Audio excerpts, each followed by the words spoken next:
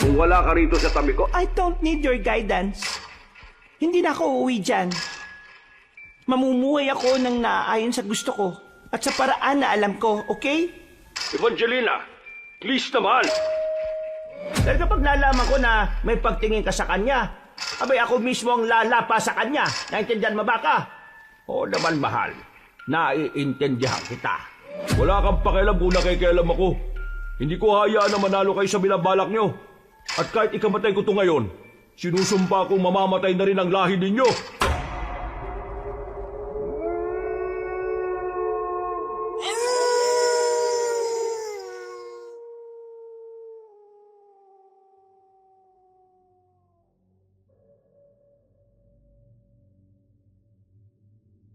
May parte ng ating buhay na akala natin ay kaya na nating tumayo sa sariling mga paa. Akala natin, alam na natin ang lahat. Kaya madalas, hindi na natin pinakikinggan ang mga payo ng ating mga magulang.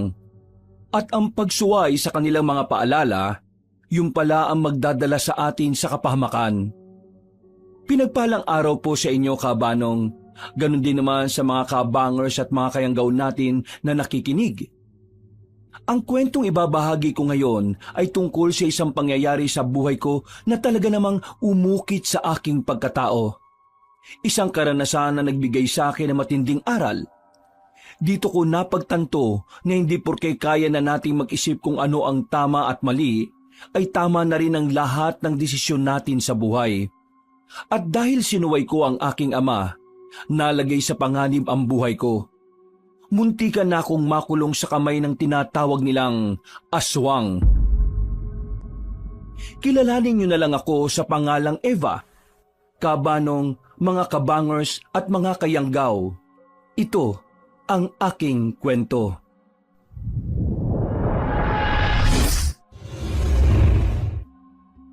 Bago nga pala magsimula ang ating kwento, sana'y mapindot nyo muna ang subscribe button at ang notification bell para lagi kayong nanonotify pag may bago tayong mga kwento. At huwag nyo rin kalilimutan mag-like at comment. Napakalaking tulong po ito sa ating channel para mas makapagatid pa kami sa inyo ng mga magaganda at mga nakakapangilabot na mga kwento. At ngayon, sa ating pagpapatuloy.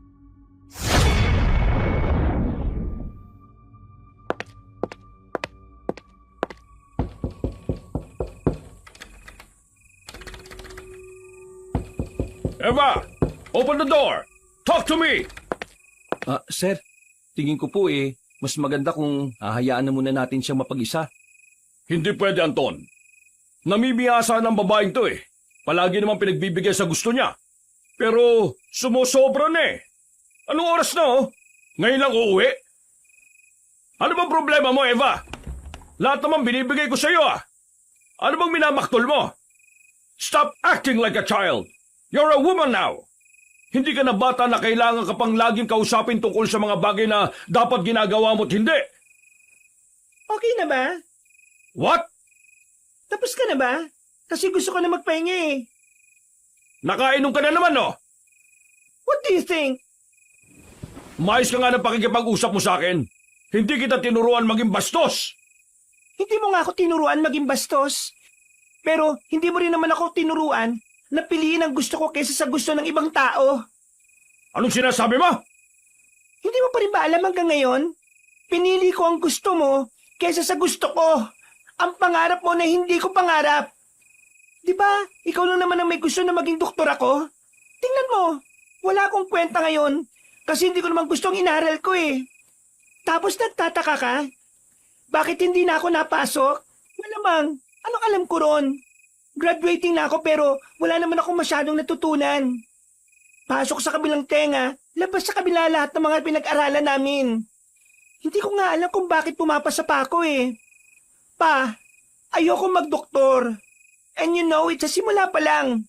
Pero pinilit mo ko Palibhasa, yun yung pangarap mo sa sarili mo na hindi mo natupad. Kaya gusto mo ngayon, ako ang tumupad nun. Hoy, magdaan-daan ka sa pananalita mo, ha? Dinadaan mo na naman sa emosyon lahat Look, kaya kita gusto maging doktor dahil ikaw ang gusto kong sumunod sa yapak ng lolo mo. para sa'yo mapunta ang ospital ng lolo mo. Kasi ikaw lang ang deserving sa lahat ng pinsan mo. Masama bang isipin ko ang magandang kinabukasan para sa'yo, Eva?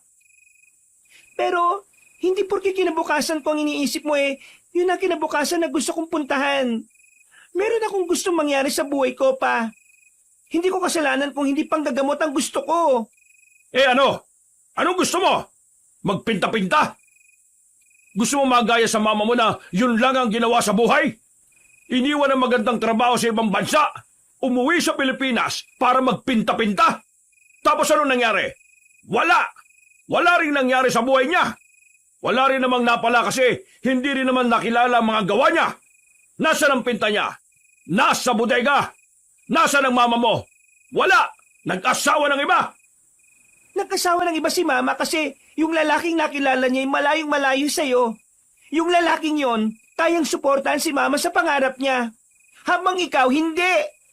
Kaya hindi ko rin talaga masisisi si mama kung bakit siya umalis Kahit din naman ako, ganun din ang gagawin ko.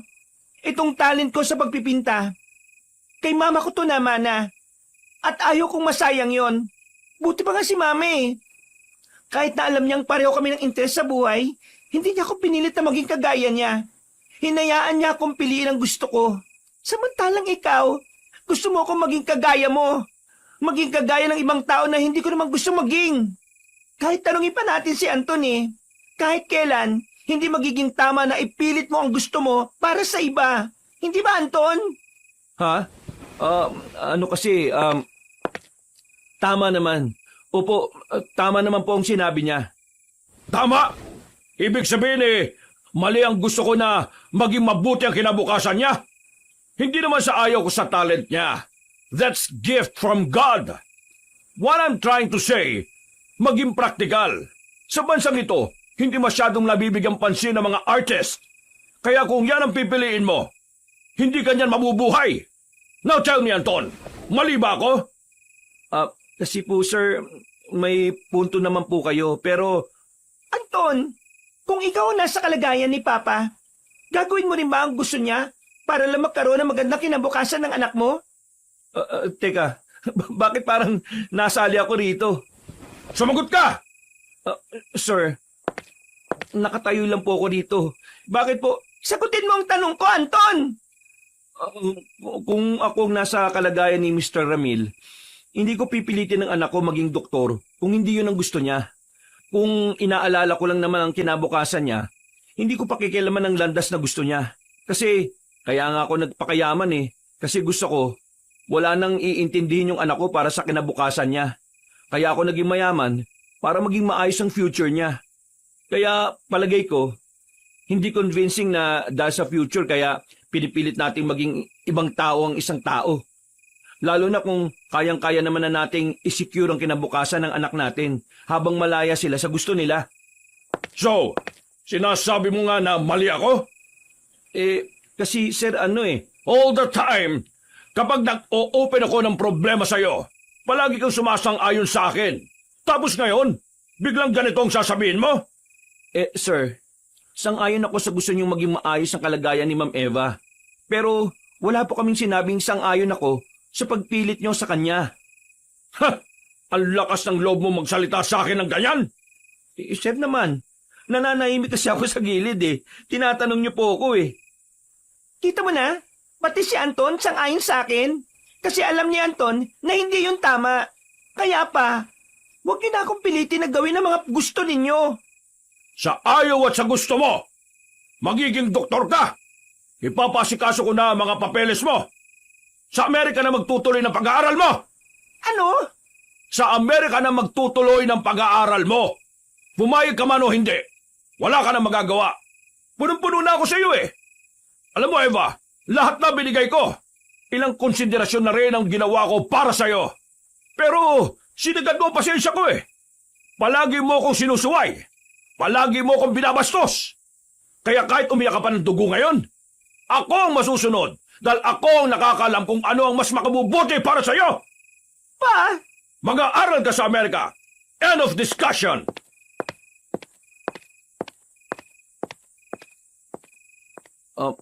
Ma'am, puntahan ko lang si Sir Baka kasi... No! Ano po? Samahan mo ako. Ma'am, malilintikan na naman ako kay sir niyan eh. Samahan mo ako o maglalayas ako. Ay naku, pambihira naman ma'am oh. Kapag sinamahan kita, maglalayas ka naman din eh. Hindi, samahan mo lang ako. Gusto kong maglabas ng sama ng loob. Kabanong sobrang sama ng loob ko ng mga sandaling yon.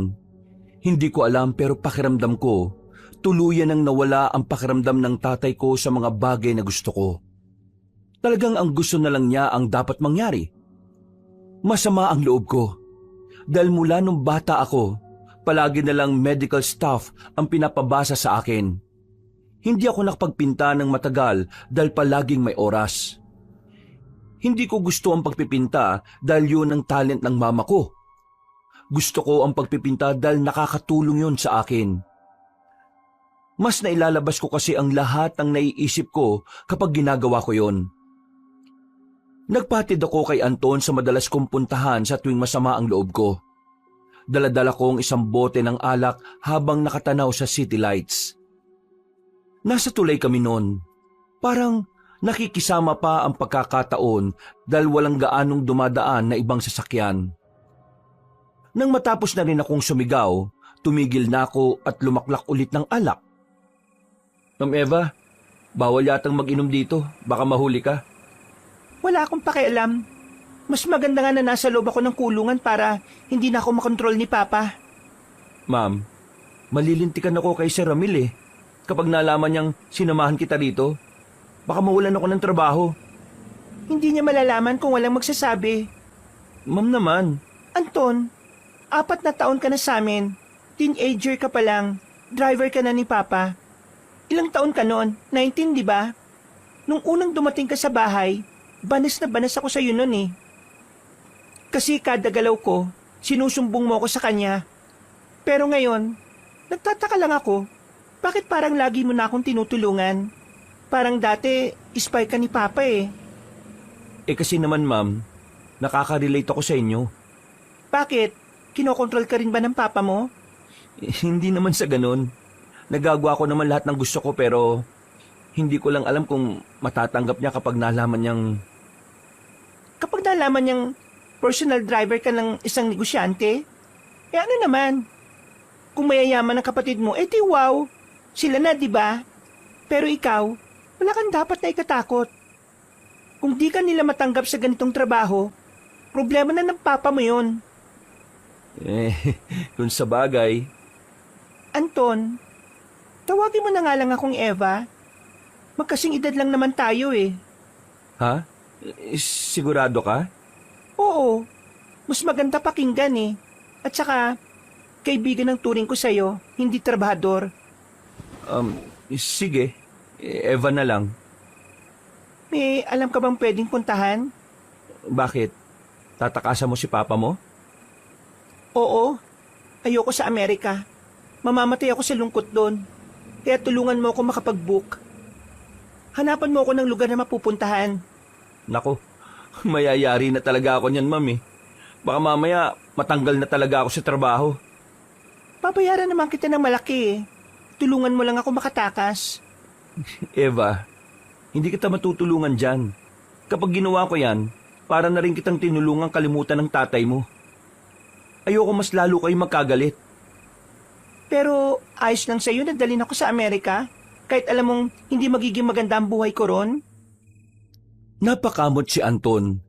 Alam kong nahihirapan siya dahil kahit wala naman siyang kinalaman, naiipit siya sa amin ni Papa. Pinagkakatiwalaan din kasi siya ni Papa sa maraming bagay. Sa 4 na taon niyang nagtatrabaho kay Papa, marami na rin naman silang napagsamahan. Pero hindi rin naman may tatanggi na may mga napagsamahan na rin kaming dalawa. Bagay na naging dahilan kaya naging kaibigan na rin ang turing ko sa kanya.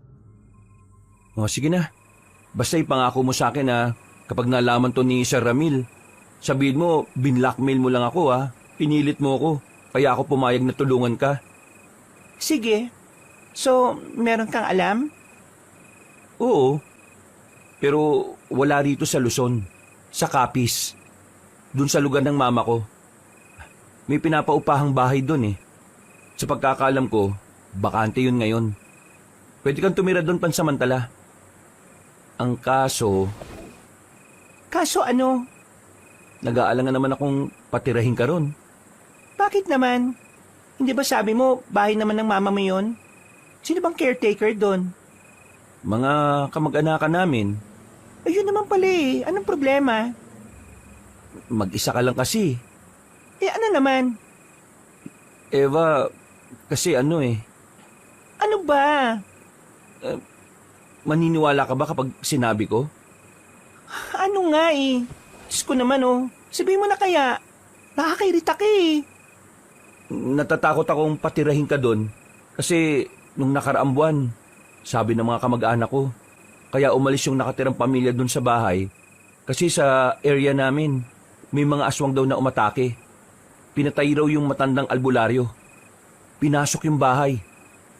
Ilang bahay lang ang pagitan nun sa amin eh. Diyos ko naman oh. Bakit ka natatawa? Aswang? Seriously? Oo, bakit? Hindi ka ba naniniwala sa aswang? In this generation? With technology? Aswang talaga? Oo, Eva. Totoong aswang lalo na sa probinsya namin. Tingin mo talaga gumagawa ko ng kwento? I mean, Anton, sobrang modern na ng panahon ngayon. Kahit sabihin mong probinsya yon, advanced na ang pamumuhay ng mga tao. Isa pa, walang nakapagpatunay na totoong aswang kahit noon pa. Meron. Marami nang ginawang article at dokumentary sa mga aswang. Hindi mo lang alam kasi mas mahilig kang magbasa ng chismis eh, kaysa sa mga makabuluhang bagay. Namimersonal ka na ah. Hindi naman. Tinawanan mo ako eh. Habang nag-aalala ako sa'yo. Isang malaking joke lang para sa'yo yung sinabi ko. Okay, fine. Sorry. Eva, wala akong pakialam kung maniwala ka o hindi ah. Pero sinasabi ko sa'yo, hindi safe ang lugar namin ngayon. May napapabalitang may mga aswang na namamataan doon eh. Yun lang ang alam kong lugar na hindi ka mahahanap ng papa mo. Kaso, delikado. Sa ibang lugar, I mean, hindi dun sa inyo, pero sa Capiz. Sa city ba pwede? Gusto ko dun na lang eh, para if ever na may kailangan ako, pwede ako makahingi ng tulong sa mga kamag-anak mo. Ayoko ko sa ibang lugar eh. Hindi ko kayang walang malalapitan. Meron akong alam na paupahan, pero maliit lang. Gaano ba katagal? Matagal. Pwede na nga rin for good eh. Basta, ayaw ko lang dito sa Maynila. Mahahanap ako ni Papa rito eh. Yung somewhere na malayo. Mas good sa akin yon. O sige, kukontakin ko yung kakilala ko sa paupahan. Para pagdating mo ron, siya na lang ang susundo sa'yo. Hindi kita pwedeng ihatid dun eh. Makakahalata yung papa mo. O sige, maraming salamat.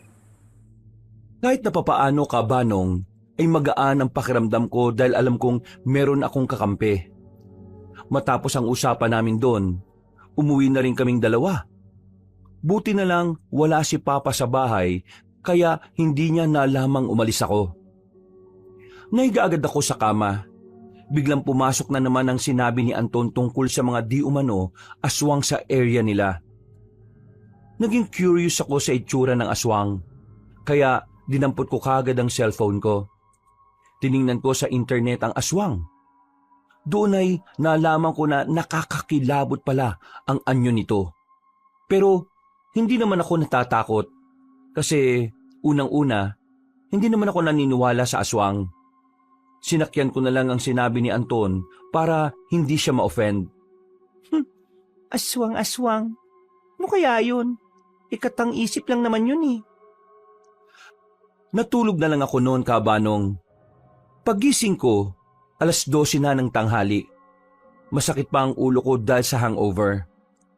Pagbaba ko ng dining room namin, walang nakahandang pagkain, walang nagluto. Ang mga kasambahay namin ay iba ang ginagawa. Tinanong ko si Mang Lenlen at ang sabi niya, hindi raw siya pinagluto ni Papa. Alam ko na agad kung bakit. Kaya naman kinuha ko ang pitaka ko sa taas. Walang laman na pera. Naubos ko na pala sa kakainom ng alak nung mga nakaraang gabi. Tumingin ako sa ref namin. Nakakaramdam na kasi ako ng gutom. Walang pagkain. Sinadya talaga ni Papa na wala akong makukuha. Siguro para parusahan ako. Kaya isa lang ang naisip kong paraan. Tinatanggalan ka ng Papa mo ng access sa lahat? Nagsisimula na sa pagkain? Nasa isang karinderya kami. Nilibre lang ako ni Anton dahil wala pa akong agahan at pananghalian. Buti na lang talaga may perang lalaking yon. Kaya nga, bago pa niya ma-freeze yung bangko, dapat makaalis na ako mamayang gabi. Aalis ako. Nakausap mo na ba yung kakilala mo? Ha? Mamayang gabi kagad? Nakausap mo na nga ba? Oo, nakausap ko na. Ang kaso, wala raw bakante. Mga 1 taong kontrata mga nakatira dun ngayon. Kung maghahanap ka naman ng ibang apartment, pwede rin naman. Pero kapag malayo na sa amin, hindi ka na mag-guide ng mga kamag-anak ko, ha? Doon na lang sa inyo. Nasabi ko na sa iyo, di ba? Delikado nga sa area namin sa ngayon. Kakatawag ko nga lang sa pinsan ko kagabi. Ang sabi niya, may mga grupo na ng kalalakihan ang naglilibot sa lugar para hanapin yung mga aswang doon. Kung may mga grupo naman na palang naghahanap sa ngayon, di dapat, hindi na ako kabahan. Kasi di ba, may mga papatay na sa mga sa mga aswang na yon. Hindi mo kasi naintindihan eh. Hindi naman porke may mga naghahanap sa mga aswang, safe ka na. Ikaw pa naman, galakan tao. Labas ka ng labas. Baka mamaya, ikaw yung makasalubong ng mga aswang. Ano mangyayari sa'yo? Tigo ka na, di ba? Hindi naman ako masyadong lalabas ng bahay. Doon lang naman ako basta nandun lahat ng kailangan ko. Duda ako dyan, Eve. Promise, kapag nandun ako, magpapakabait ako. Delikado. Di kita mababantayan. Oo, nandun nga yung mga kamag-anak ko. Pero, hindi rin naman palagi nakabantay sila sa'yo. May mga sarili mga buhay din naman yung mga yun. Anton, ikaw lang ang pag-asa ko. Kapag hindi ako nakaalis kagad, wala na ako magagawa. Kaya sige na, pumayag ka na. O sige, ganito. Papayag ako, pero may mga kondisyon. Anong kondisyon? Kapag nandun ka na, hindi ka palaging lalabas. Kung may bibiling ka naman sa labas, sasabihin mo sa akin. At sasabihin ko naman sa pinsan ko para tulungan ka niya. Pangalawa, hindi ka pwede makipag-usap sa iba maliban lang sa mga kamag-anak ko. At pangatlo, walang tatanggap ng pagkain mula sa ibang tao. Dapat sa kamag-anak ko lang.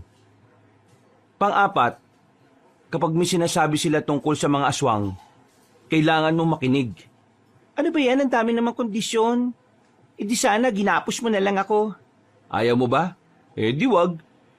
Oo na. Basta, makaalis lang ako dito.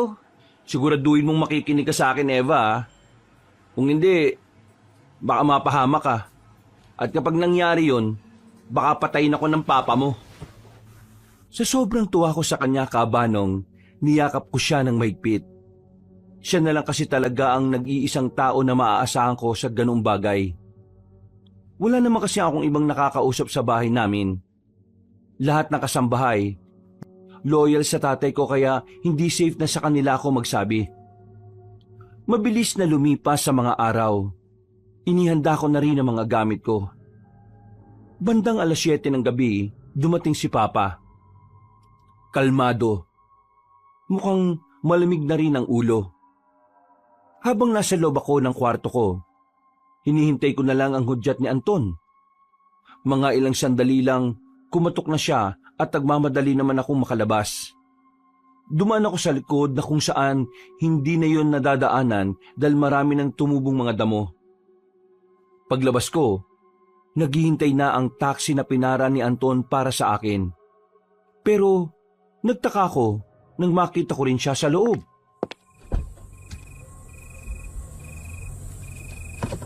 Oh, bakit ka nandito? Nag-file ako ng 2 weeks leave. Umayag naman ng papa mo. Sinabi ko na lang na kailangan ko makauwi ng copies. Aba bakit? Akala ko ba ayaw mo munang umuwi sa inyo? Hindi ako komportable eh. Kaya sasamahan kita ron. In 2 weeks, dapat makaisip ka na kagad kung saan ka lilipat. Kapag natapos na kasi ang leave ko, hindi pwedeng nandun ka pa rin. Oo na, sige na. Ikaw na ang bahala. Habang nasa biyahe kami kabanong, ay nakatingin lang ako sa labas. Kinakabahan. Nababahala sa kung ano man ang magiging reaksyon ni Papa sa ginawa ko. Pero buong buo na talaga ang loob ko noon. Wala nang magbabago sa desisyon ko. Ang tanging nasa isip ko noon, hindi ako papayag na dalhin ako sa ibang bansa. Makalipas lang ang ilang oras, ay nakarating na rin kami sa pier. Hindi kami nag-eroplano dahil may kakilala si Papa sa mga domestic airport dito sa Pinas. Kaya ang ginawa namin ay nagbarko na lang kami. Sobrang tagal ng biyahe pero kinaya ko. Hindi ako nasuka sa barko kahit na first time ko. Wala rin akong hilo na naramdaman. Hindi ko alam kung bakit. Nang makababa na kami ng barko, ang dami na kagad ng mga bilihan ng pasalubong ang nakita ko sa labas. Tuwang-tuwa ako, kabanong. Para akong bata na nakawala sa koral. Oo, huwag kang basta-basta nahawak ha. Bibili ako, pati ba ito bawal? Hindi naman bawal. Ang sinasabi ko lang, hindi ka naman taga rito eh. Nakwento ko naman sa'yo kung anong meron dito, di ba? Eh di wag na lang ako bumili. Kainis naman oh. Huwag kang magmaktol dyan. Tinulungan na kita eh. Nakatayan na rito trabaho ko. Pero ikaw ang pinili ko kaysa sa galit ni Sir Ramil. Oo na nga. Pumara na agad kami ng tricycle. Nakasakay naman kami kagad dahil marami naman ang nakaparada sa labas ng pier. Pagkatapos, sumakay kami ulit ng maliit na truck. Kakilala kasi ni Anton ng driver. At para makatipid, nakisakay na lang kami doon. Bandang 4:00 na kami ng hapon nakarating sa barangay nila. Magkakalayo ang mga bahay doon. Malayong malayo sa Maynila na sobrang dikit-dikit na mga kabahayan. Bago kami pumunta sa bahay nila Anton, dinala na muna niya ako sa mga kamag-anak niya. Pinakilala niya ako sa mga yon. Masaya naman nila akong sinalubong at tinanggap. Medyo naiirita nga lang ako sa isang lalaki roon. Pinsan niya, sobrang daldal. Pinagkamalan niya pa kaming nagtana ni Anton. Eba, pasensya ka na sa mga kamag-anak ko ha. Ganun talaga mga yun eh. Maiingay, makukulit. Ay nako, lalo na yung kalbo. Ah, si Elias? Oo, makulit yun. Siya yung pinsan ko na magbabantay sana sa'yo rito kung hindi ako sumama. O tara na, pasok na. Malaki rin pala tong bahay nyo eh. Ayun naman. Regalo ito ng panganay namin kay Mama. Kaso si Mama, biglang natanggap yung application niya sa Canada. Kaya doon na siya nagstay. Paminsan-minsan lang nauwi si Mama dito. Kaya itong bahay, mga kamag-anak ko lang talaga yung gumagamit kapag walang umuupa. Ilan kayo magkakapatid? 7 kami. Lahat may pamilya na, ako na lang ang wala. Lahat din successful. Tapos ako, never mind. Pero okay lang. Mas payapa naman ang buhay ko eh. Magulo kaya kapag may mga anak ka na, sabayan pa na masungit yung asawa na parang pinaglisa sa ng loob. Kung sa bagay, ako nga rin ayoko magkaroon ng pamilya eh. Hindi pa ako handa. Sarili ko nga hindi ko maayos eh. Pero, ba't kaya yung iba, no? Yung ibang tao ang lalakas ng loob gumawa ng anak ko, ng pamilya, kahit hindi pa sila handa. Tapos, kapag nahirapan, sa magulang aasa, hindi ba kawawa naman yung mga batang ginagawa nila? Puro kasi init na katawan ng ginagamit nila, hindi utak eh. Puro bukaka, puro tuwad. Akala mo naman may mga pera. Magbubuntis ng 9 na buwan. Kapag manganganak na, walang pabayad sa ospital. Kaya hindi mo unlad ng Pilipinas eh. Kasi may mga ganyang tao. Tapos, alam mo kung ano pang nakakabwisit dyan. Kapag may mga pang-ayuda, Yung mga walang trabaho, walang ginagawa sa buhay. Yung may maraming anak na wala namang ginawa kundi mag-anak na mag-anak. Sila pa'y nakakakuha ng mga ayuda na yan. Pero yung mga taong hirap sa trabaho, nagsisikap kumita, nagsisikap sa buhay, at nagbabayad ng maayos na buwis, sila yung nakakatanggap ng ayuda, lalo na sa mga kalamidad. Mismo. Ganyan din ang naiisip ko eh. Akalain mo yun? Pareho pala tayo ng mga nasa isip tungkol sa mga ganitong bagay. Mag-rally kaya tayo. Buang. Pumasok na lang kami sa loob, Kabanong. Malinis naman ang bahay. Halatang inaalagaan. Wala akong makitang alikabok sa mga lamesa. Malawak ang sala at meron ding second floor. Maganda ang design ng bahay. Pakiramdam ko nga noon, magiging maganda ang pagtira ko doon. Hindi ko na lang din pinansin ang sinabi ni Anton tungkol sa mga aswang dahil para sa akin, kwentong bayan lang yon na hindi namamatay. Pag-akyat ko sa itaas, inilagay ko na kagad ang mga gamit ko sa cabinet. Biglang tumunog naman ang cellphone ko. Tumatawag si Papa. Sandali kong tinitigan yon pero hindi ko rin sinagot at pinatay ko na lang ang cellphone. Pagsapit naman ng gabi, bumaba na rin ako sa sala. Kakagising ko lang noon mula sa halos 2 oras lang natulog. Napatigil ako sa dulong baitang nang makita kong may kasama kaming ibang tao. Naroon ang pinsan niyang si Elias. Nakangiti pa sa akin nang makita nila ako. Sakto, tatawagin pa lang sana kita para kumain eh. Kain ka na, Mami Eva. Masarap ang pagkain dito. Ako nagluto niyan. Ito kasi si Antonino eh. Hindi masarap magluto yan eh. Huy, Anton lang itawag mo sa akin. Bibigwasan kita dyan eh. Wow, mukhang masarap nga eh. Nakto, mananaba ka talaga kapag nagtagal ka rito. Ikaw si Elias, di ba? Oo, ako nga. Buti naman naalala mo. Pasensya ka na ha. Madaldal ako eh. Naninibago lang ako kasi may dinala rito si Insan. Teka, matanong ko lang. Hindi ba talaga kayo nagtaanan? Hindi. Hindi ko naman boyfriend yung pinsan mo eh. Hiningi ko lang ang tulong niya kasi gusto kong takasan yung papa ko. Dadali na ako sa Amerika eh. Wow! Parang pelikula pala yan eh. Dinadala sa Amerika para ilayo sa lalaking mahal niya. Anton, may Celtic ba to? Ganyan talaga yan. Pero alam mo, kung ano nakakatawa? Yung love story, maaluan ng horror. Uy, pinagsasabi mo. Nakausap ko kanina si Mang Ingkong eh. Meron silang nakainkwentro na naman na aswang. Napatay nila. Ha? Totoo? Oo, totoo naman eh. Gusto niyo ba makita?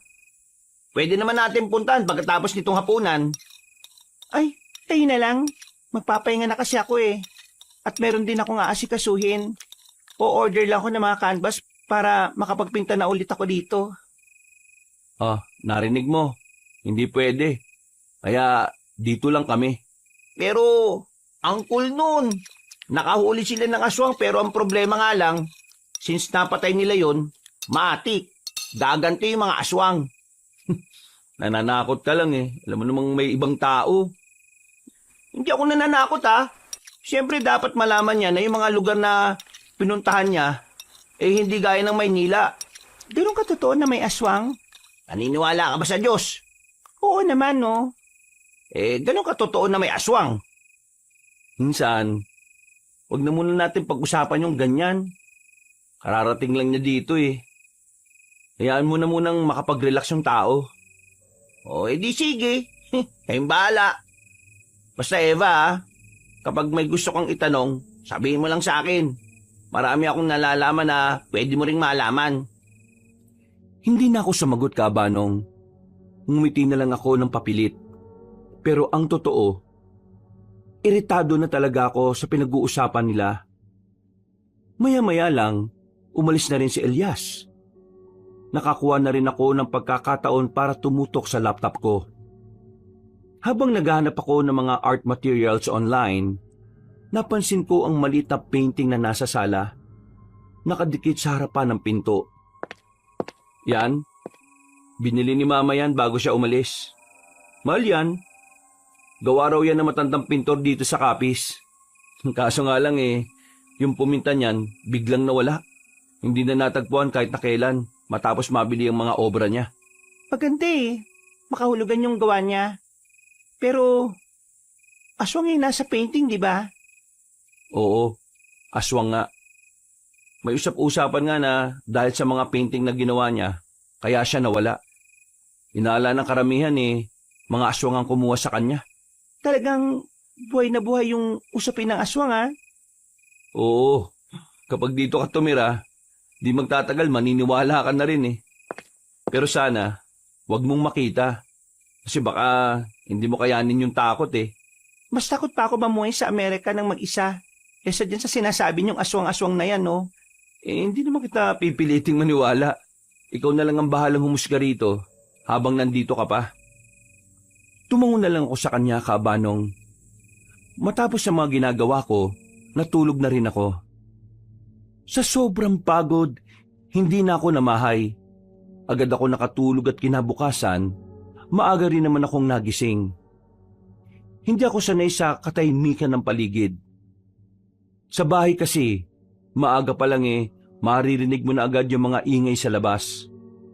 Pagbaba ko, nakita kong palis na si Anton kasama ang pinsan niyang si Elias. Oh, saan kayo pupunta? Mamimili kami ng mga pang-imbak sa ref. Ay, sama ako. May usapan tayo, di ba? Kasama ka naman Kasama ko kayo. Minsan naman, ano bang gagawin mo sa kanya rito? Iimbak mo sa bahay na ito? Ilabas mo naman siya minsan, to naman Oo nga naman, ikaw talaga. Mabuburyo yan rito. Kaya dapat nilalabas mo rin para hindi kayo naaaway. O sige na nga. Sumama ka na. Basta yung sinabi ko sa'yo tatandaan mo. Tungtuwa ako noon, Kabanong, kaya agad akong naligo at nagbihis. Sumakay kami ng tricycle ni Elias. Habang nasa biyahe kami, masaya ko pang pinagmamasdaan ang mga nadaraanan naming palayan.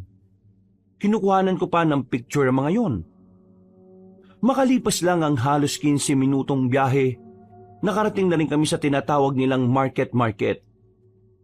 Malawak na palengke. Sobrang daming tindahan doon. Nakakahilo mga tao. Parte na raw kasi yun ng bayan. Mura lang ang mga bilihin dito. Hindi gaya sa Maynila. Yung siling labuyo doon sa inyo, sobrang mali. Dito sa amin, makakabili ka ng isang dakot 5 piso lang. Hindi niya alam yan. Hindi naman namamalengke yan sa kanila Ay, oo nga pala Mayama ka nga pala.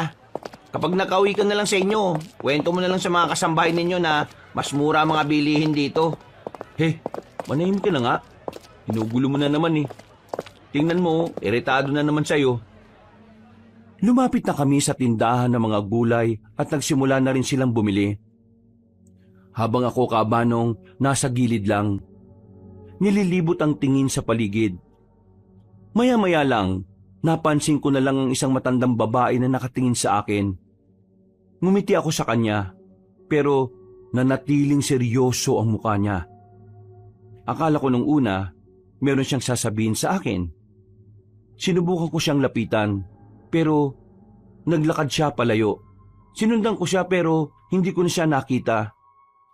Mabuti na lang ay nasundan din ako nila Anton at Elias. Eva naman, saan ka ba nagpupunta? Kinabahan naman ako sa iyo Ito, gusto ko kasi nito Ano? Nakakain ka ng ampalaya? Ayos Oo, bili tayo nito. Nagdahilan na lang ako noon sa kanila, Kabanong. Pero ang totoo, naging curious ako roon sa matanda. Pakiramdam ko kasi, may gusto talaga yung sabihin. Makahulugan kasi ang tingin niya sa akin. Sa pagpapatuloy namin sa pamimili, hindi na mawala-wala sa isipan ko ang mukha na matanda. Kahit na mag-isip ako ng ibang bagay, sumusulpot siya sa isipan ko. Napapansin na nga rin ni Anton na para bang lutang na lutang ako. Kaya na makabalik na kami sa tricycle at hinihintay na lang si Elias, kinausap niya agad ako. Eva, ano ba problema? Kanina ka pa balisa ah. Kanina ka pa kinakausap pero parang wala ka sa sarili mo. Ano ba nakita mo rito? Ha? Oh, wala. Ano lang, naisip ko lang bigla si Papa. Nakokonsensya ka na, no? Bakit naman ako makukonsensya wala naman akong ginawang mali. Tama lang naman na tumakas ako kasi ikukulong niya ako sa lugar na ayaw ko. Kagabi kasi tumatawag siya Hindi ko sinagot. Pinatay ko na lang yung cellphone ko. Handa ka ba talagang tanggapin kung anong magiging kapalit ng naging desisyon mo? Pupunta ba ako dito kung hindi? Pinag-isipan ko ang lahat ng ito, Anton. Kaya wag mo kong alalahanin. Naniniguro lang ako, no? Ayaw ko naman na bigla ka na lang mangiyak-ngiyak dyan kasi nagsisisi ka na. Ako? Magsisisi? Hello? Well, sabi mo yan, ha? Panindigan mo yan. Oh, mukhang malalim ang pinag-uusapan nyo Base sa inyong mga mata Ang mga, hoy, dami mong sinasabi. Sakay na. Pagmaneho mo na kami. Doon naman, nagsasalita pa nga yung tao Nakabalik naman kami ng ligtas sa bahay. Agad naman silang nagluto habang ako, hindi ko pa din alam kung paano ako o-order ng mga gagamitin ko sa pagpipinta. Nasa cellphone ko na kasi lahat ng magagandang site kung saan ako nakuha ng matitibay na kagamitan. Nang buksan ko ang cellphone ko, biglang tumawag si Papa. Hindi ko alam kung ano ang pumasok sa isipan ko, pero napagdesisyonan kong sagutin yon. Hello, Eva. Nasaan ka? Magdamag na kitang pinapahanap Nasaan ka na naman ba nagpunta? Akala mo ba walang nag-aalala sa'yo rito? Umuwi ka ng bahay ngayon din. Hindi na ako uuwi dyan pa. Anong pinagsasasabi mo? Umuwi ka rito. This is your home, Eva. Kaya? Home? Home ang tawag mo dyan? Home talaga? Tapos may tatay akong kinokontrol ang sarili kong buhay? Listen pa, hindi na ako uuwi dyan dahil ayaw kong dalin mo ako sa Amerika. Never! Eva, wag mong sinasagad ang pasensya ko, Kung nasan ka man ngayon, kayang-kaya kitang ipahanap. Then do it! Go ahead! Try to find me! Ang lakas ng loob mo, Ano bang nangyayari sa'yo, Ginagawa ko naman ang lahat ng ito para din naman sa'yo. Bakit ka maganyan? Ibigay mo ang kalayaan na gusto ko at malalaman mo kung anong tunay na makapagpapasaya sa akin pa. I'm tired. Please, huwag mo na akong kontrolin. Hayaan mo na lang akong gawin kung anong gusto ko. Umuwi ka na muna rito sa bahay at dito natin pag-usapan ng mga bagay na yan. Anong tingin mo sa akin, bata? Alam kong kapag umuwi ako dyan, hindi na ako makakaalis. Matanda na ako pa. Alam ko na ang dapat kong gawin sa buhay ko. Okay, fine. Sige, hindi na kita dadalhin sa Amerika. Pero sana, huwag kang umalis sa bahay natin. Bahala ka na sa buhay mo. Gawin mo kung anong gusto mo. Magpinta ka, kahit na ano. Huwag kang maging doktor. Gawin mo ang gusto mo. Basta isa lang ang hiling ko sa iyo.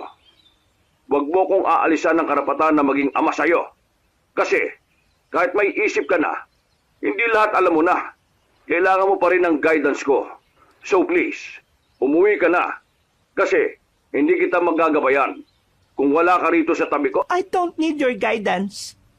Hindi na ako uuwi dyan. Mamumuhay ako ng naaayon sa gusto ko at sa paraan na alam ko, okay?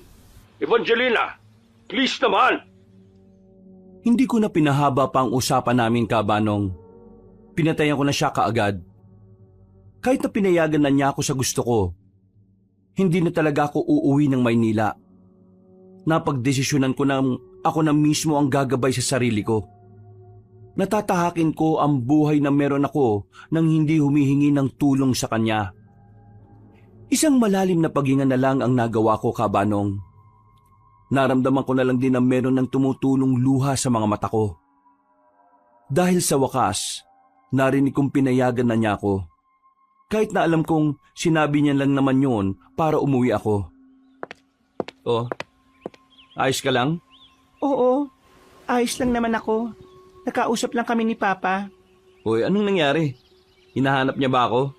Nalaman ba niya na ako tumulong sa'yo? Tinanggal na ba niya ako sa trabaho? Ano? Please, kumalma ka nga lang. Wala itong kinalaman sa'yo. Ano? Pinayagan niya na ako sa gusto kong gawin. Hindi na rin niya ako dadalhin sa Amerika.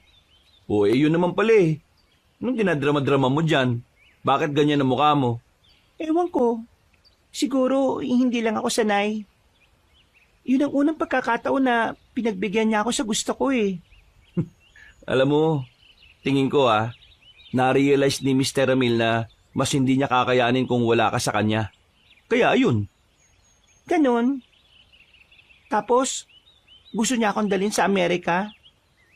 The point is, sa Amerika, kontrolado niya ako. Pero dito, wala ako sa amin. Kaya hindi. Pero tingin ko naman, totoong mahal ka ng papa mo eh. Siguro, hindi niya lang alam kung paano niya ipaparamdam. Bakit mo alam? Naging tatay ka na rin ba? Kailangan ko pa bang maging tatay para malaman yon? Hindi mo pwedeng sabihin sa ibang taong isang bagay na hindi mo pa nararanasan. Pareho tayo ng ama noon. Si Papa, dahil yung mga kapatid ko matatalino, successful, gusto niya na maging matalino rin ako. Gusto niya, marami akong achievements, medals, at mga award na yan. Kaso, hindi ko talaga kaya eh. Alam mo saan ako magaling? Sa talent. Sumasayaw ako dati. Iba't ibang uri ng sayaw. Folk dance, street dance, pop dance o ano pa man. Nung una ayaw niya. Wala naman daw kasi akong mapapala sa sayaw-sayaw na yan. Pero inilaban ko. Hanggang pumayag na rin siya. Somehow, pareho tayo. Ang pagkakaiba lang natin, ako, nag-fail. Kaya, eto ang trabaho ko ngayon. Hindi ko napatunayan na may mapapala ako sa pagsasayaw. Isa pa sa pagkakaiba natin, yung papa mo, alam kong mahal ka niya. Pero hindi lang may paramdam ng maayos. Yung tatay ko, alam ko na mahal naman niya ako eh. Ang kaso, hindi gaya ng pagmamahal niya sa mga kapatid kong may maganda ng buhay. Iba niya ako mahalin eh. Bakit ngayon mo lang sinasabi yan? May dahilan ba para magkwento ko sa iyo ng mga ganitong bagay? Kapag nag-uusap naman tayo wala naman tayo na pag-uusapang personal, di ba? Hindi ba personal na mga issues ko sa buhay? Personal? Para sa'yo. Pero never ka naman nagtanong tungkol sa akin eh. Kung sa bagay. Eva, umuwi ka na sa inyo. Kausapin mo na maayos ang papa mo. Magkaayos kayo. Eva, matanda na papa mo eh. Hindi natin alam kung hanggang kailan na lang siya sa mundo. Kaya sa halip na, Hindi. Hindi ako uuwi. Sanay na ako sa ginagawa ni Papa. Kapag umuwi ako ron, wala na. Finish na. Hindi na ako makakaalis sa amin. pero mukha namang sincere si Mr. Ramil base sa sinabi mo eh. Hindi. Dito lang ako. Hanggat hindi niya napapatunayan na talagang seryoso siya sa sinasabi niya, hindi ako aalis dito. Paano niya nga mapapatunayan kung hindi mo naman siya binibigyan ng chance na patunayan? Nandito ka, nandun siya. Please, hayaan mo na muna akong makapag-isip, okay? Sige, ikaw ang bahala. Basta ako nagsabi lang ako Hindi ako umuwi sa amin, Kabanong. Kahit makailang beses nang tumatawag si Papa ay hindi ko na rin sinasagot. Nagpalit na rin ako ng SIM card. At kahit pinilit ako ni Anton, hindi na rin niya ako makumbinsi. 3 araw pa ang nakalipas, unti-unti na akong nagiging kampante sa lugar nila. Maaliwalas ang paligid. Ang sarap ng pakiramdam ko sa bahay. Mababait din naman kasi ang mga kamag-anak ni Anton. Kahit na hindi nila ako samahan, nakakalabas na rin ako ng mag-isa. Dahil sa dami ng nangyari sa mga nakalipas na araw, nakalimutan ko na ang mga bagay na gumugulo sa isipan ko. Pero Nang dalhin ako sa isang panaginip nung hapon, biglang naalala ko ang matandang nakita ko sa market. Binangungot yata ako Nagising ako nung hapon na yon, Kabanong. Laking pasasalamat ko kasi nagawa kong takasan ng pangit na panaginip na yon. Nagtataka ako noon, Kabanong. Hindi ko alam kung bakit pumapasok sa panaginip ko ang matandang babae. Nakangiti lang naman siya sa panaginip ko. Pero hindi ako komportable sa ngiting yon. Lalong-lalo na kapag nagtatama ang tingin namin. Buti naman, gising ka na, Eva. May gagawin ka ba mamayang gabi? Ilang beses ko namang sasabihin sa'yo na hindi tayo talo. Pambira. Hindi naman yung tungkol dun eh. Oo, alam kong hindi mo ako gusto. Pero tinanggap ko na naman na yun. Ikaw itong laging nagbabanggit eh. Tanggap ko nang binased mo ko, no? Kaya move on na. Sino ba naman kasing matinong babae ang sasagutin ka? Ilang araw pa lang naman tayo magkakilala. Isa pa, nasabi sa akin ni Anton na siraulo ka daw eh. Anik talaga tong pinsan ko. Siniraan pa ako. Ano bang sasabihin mo? Death anniversary kasi ng tiyuhin namin. Mamayang gabi, may handaan dun sa kabilang bahay. Marami kaming nandun. Halos lahat ng kamag-anak namin. Kaya sabi ng ibang tiyahin namin gusto ka raw nilang makita. Si Anton. Siyempre kasama yun. Ako lang ang nagsabi sa'yo kasi umalis siya ngayon eh. May binili sa bayan. O paano? Mamaya mga bandang 7:00. Baba ka na lang kapag ready ka na. O sige na, una na ako. Sandali. Bakit? May sasabihin ka pa ba? Kapag binabangungot ka ng paulit-ulit, anong ginagawa mo? Ha? Hindi mo alam yung bangungot? Alam ko. Ibig ko sabihin, binabangungot ka ba? Ngayon lang, oo. Buti nagising ako. Tapos nung nakaraan din, mga siguro 4 na beses na, 1 beses sa gabi, 3 beses sa ganitong oras, kapag malapit ng mag 6 p.m. Kapag 1 beses kang binangungot, pwedeng dahil lang sa pagod. Sa kung ano yung nakita mo bago natulog o kung ano man yung napanood mo. Pero yung paulit-ulit, may ibang kahulugan na yan. Ibang kahulugan na ano? Sabi ni Anton, hindi ka naman naniniwala sa mga kakaibang bagay eh. Baka hindi ka rin naman maniwala sa akin. Sabihin mo na. Mali mo naman maniwala ako, di ba? Sabi kasi na matatandang kamag-anak namin, ang paulit-ulit na masamang panaginip, masama rin pangitain. Pwede raw, baka magkaroon ng masamang pangyayari sa taong nananaginip nun. Ha? Paano? Meron bang scientific explanation yan? Kailan pa nagkaroon ng scientific explanation yung mga paniniwala? Kung paniniwala lang pala ang basihan, paano naman ako maniniwala dyan? Nasa sayo na yan, kung maniniwala ka. Ang akin lang naman sinasabi ko sa'yo, para kahit paano magkaroon ka ng basihan. Pero kung sakaling lumalay ang panaginip mo, huwag kang magdalawang isip na magsabi sa amin ha. Tandaan mo, napapalibutan ka ng pamilyang maraming paniniwala. Kagaya ng... Maraming bagay. Mga bagay na ayaw mong paniwalaan. Kagaya ng aswang? Kagaya ng aswang. Sige na, bumaba ka na. Mamaya ha. Mabilis na lumipas sa mga oras. Sumapit na rin ang kinagabihan. Nagbihis lang ako ng simpleng kasuotan. Ayoko rin naman na mangibabaw ako sa okasyon na hindi naman para sa akin. Isa pa, ayaw kong ituring nila akong mataas dahil lang galing ako sa pamilyang marangya. Sigurado ka bang gusto mong sumama? Bakit ba parang ayaw mo? Hindi naman. Baka kasi hindi mo magustuhan yung mga maririnig mo mamaya. Bakit? Ano bang meron? May pag-uusapan ba silang masamang plano? Mga kidnapper ba yung mga kamag-anak mo? Parang hindi naman sila ganun eh. Baliw. Di naman ganun, no? Ano nga? 7 taon nang wala ang tiyuhin namin ngayon. At tuwing anniversary na kamatayan niya, palagi na pag-uusapan ng dahilan kung bakit siya nawala. Bakit? Ano bang kinamatay niya? Hindi ka naman maniniwala eh. Pero lahat, aswang ang tinuturong pumaslang sa kanya.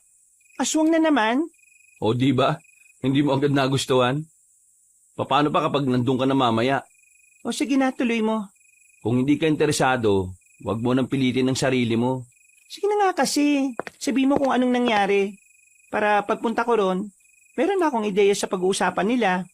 Yung chewing kasi namin na yon, madalas nasa gubat para mangaso. Nagkataon na yung nahuli niyang baboy ramo aswang pala. Pumalag yung baboy ramo kaya nakatakas. Sabi ng mga kasama niya, akala nila hindi na raw babalik. Pero nung gumabi habang papauwi sila may umatake sa kanilang lalaking may timang balat. Direktang inatake si Tiyo. Biruin mo, marami silang naglalakad sa gubat na yun pero si Tiyo lang talaga yung inatake. At ang mas malupit pa doon, ang sabi ng mga kasama ni Tiyo, nakita nilang naging anyong baboy ramo yung aswang at saka tumakbo na mabilis. May mahabang kalmot si Tiyo sa mukha hanggang sa dibdib niya Hindi na siya nakaabot ng ospital. Sa mismong gubat pa lang, patay na siya. Sobrang lalim kasi nung kalmot Parang hiniwa ng katana. Ganun pala nangyari. Ganun pala. Kala mo naman naniniwala talaga siya Wala naman akong sinabing maniniwala ako, di ba? Ang sabi ko, kwento mo lang. Tara na nga. Basta, ikaw na lang bahalang umintindi kung ano man ang maririnig mo doon Naglakad na kami paalis ng bahay, Kabanong. Pagdating namin sa bahay ng isa sa mga tiyuhin nila kung saan dinaos ang okasyon, marami na sa mga kamag-anakan nila ang nasa malawak na bakuran. Ang iba, nagiinuman na. Pero ang iba naman ay nagkukwentuhan ng tahimik. Pabulong ang mga boses nila. Hindi sila gaya ng mga tsismosa na abot hanggang kanto yung boses. Ngumiti ako sa kanila nang batiin nila ako. Dinala na muna ako ni Anton sa loob. Doon pinakilala niya pa ako sa iba niyang mga kamag-anak. Kumain kami ng sabay kasama si Elias. Maya-maya, lumabas na rin kami. Nagsimula akong makihalubilo sa kanila. Pero dahil nga hindi naman ako sanay sa maraming tao, mabilis na naubos ang lakas ko. Kaya bandang 10:00, nakiusap ako kay Anton na mauuna na akong umuwi sa bahay. Pumayag naman siya dahil siya ang unang nakapansin na parang hindi na ako interesado sa mga kaganapan. O ano, atid na kita? Hindi na, kaya ko na to. Isa pa, hahanapin ka nila Iatid na kita. Baka mamaya kung ano pang mangyari sa'yo dyan Anong tingin mo sa akin, Lampa? Nakalimutan mo na ba kung ano yung ginawa ko sa lalaking nang bastos sa akin nung nasa mall tayo? Oo, alam ko. Di ko naman nakakalimutan yun Pero iba nga kasi dito. Kasi may aswang, kasi kapis to. Oo. Ano ka ba? Ayos lang ako, no? Walang ganyan. At kung sakaling meron man, hindi naman uubra sa akin yung mga yan Sigurado kang kaya mo Oo nga. Ang kulit mo naman. O sige na, bumalik ka na sa loob. Kailangan ka nila ron. Tumango na lang si Anton, Kabanong. Pagpasok niya ng gate, sinimulan ko na rin ang paglalakad. Hindi naman kalayuan ang bahay na tinutuluyan ko doon. Kayang-kayang lakarin. At isa pa, gumagana naman ang ilaw ng mga poste kaya hindi ako masyadong naiilang maglakad. Dinukot ko na lang ang cellphone ko para libangin ang sarili ko. Pero habang tutok ang mga mata ko sa screen, naramdaman kong parang merong sumusunod sa akin. Sinuyot ko ng tingin ng paligid. Sino yan?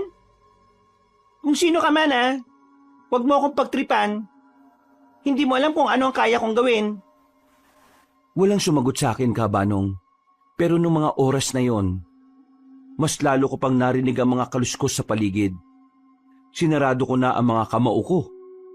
Aminadong kinakabahan ako pero ang nasa isipan ko ay hindi aswang, kundi holdapper ang gumagawa ng mga ingay na yon.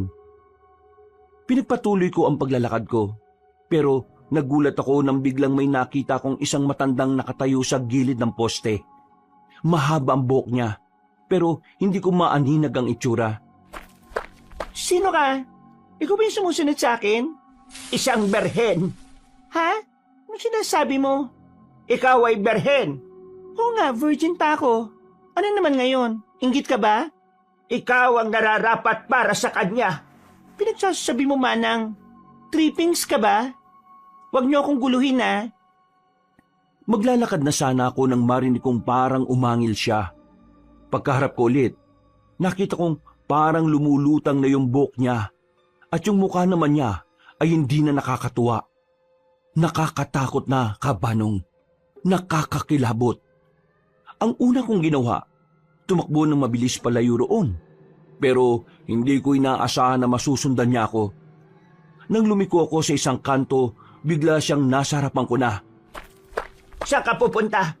Hindi mo maaring iwasan ang kapalaran mo. Ikaw ang pag-asa namin. Sumama ka sa akin. Sino ka bang bruwa ka? Ano ka ba? Tantanan mo nga ako. May galang ako sa matatanda pero kung makulit ka, sasapakin ko yung pagmumukha mo. Isasama na kita kung saan ka dapat na babagay. Ikaw ang pag-asa naming lahat. Sa iyong dugo nakasalalay ang makabagong henerasyon ng mga aswang. Aswang? Aswang ka? Oo, aswang ako. Di ako naniniwala, no? Ang pangit mo. Tumakbo ulit ako, Kabanong. Hindi ko alam kung saan ang direksyon ko basta ang tanging nasa isip ko, maiwanan ng matandang yon. Pumasok ako sa kagubatan na nagbabakasakaling hindi na niya ako makita roon. Mas marami kasing puno doon na pwede kong mapagtaguan. Makalipas lang ang halos 5 minuto, muli akong lumabas.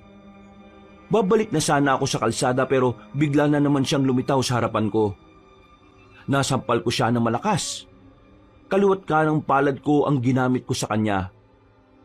Nakaramdam siya ng pagkahilo kaya nagmamadali akong tumakbo paalis.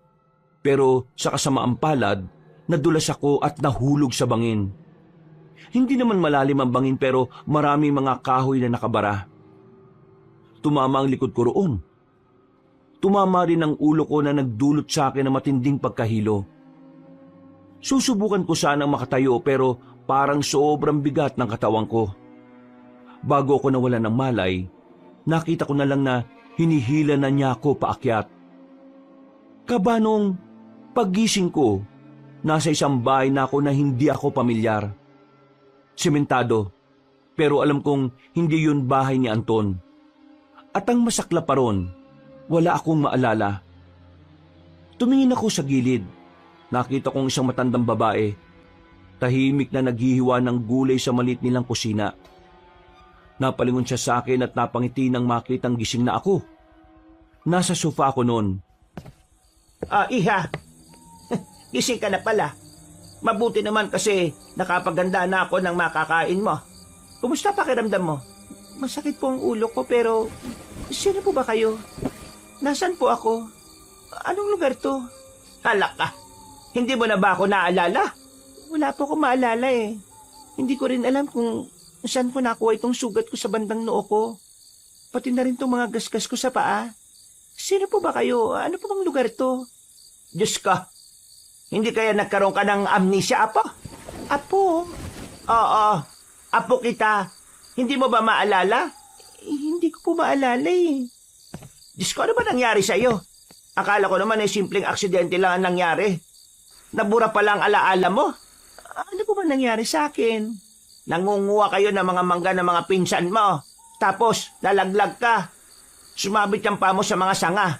Tapos pagbagsak mo, tumama ka sa ugat ng puno. Kaya ayan, pumutok yung bandang noo mo. Wala ka ba talaga maalala? Wala po akong maalala talaga eh. Talagang hindi mo ako makikilala. Wala kang maalala eh.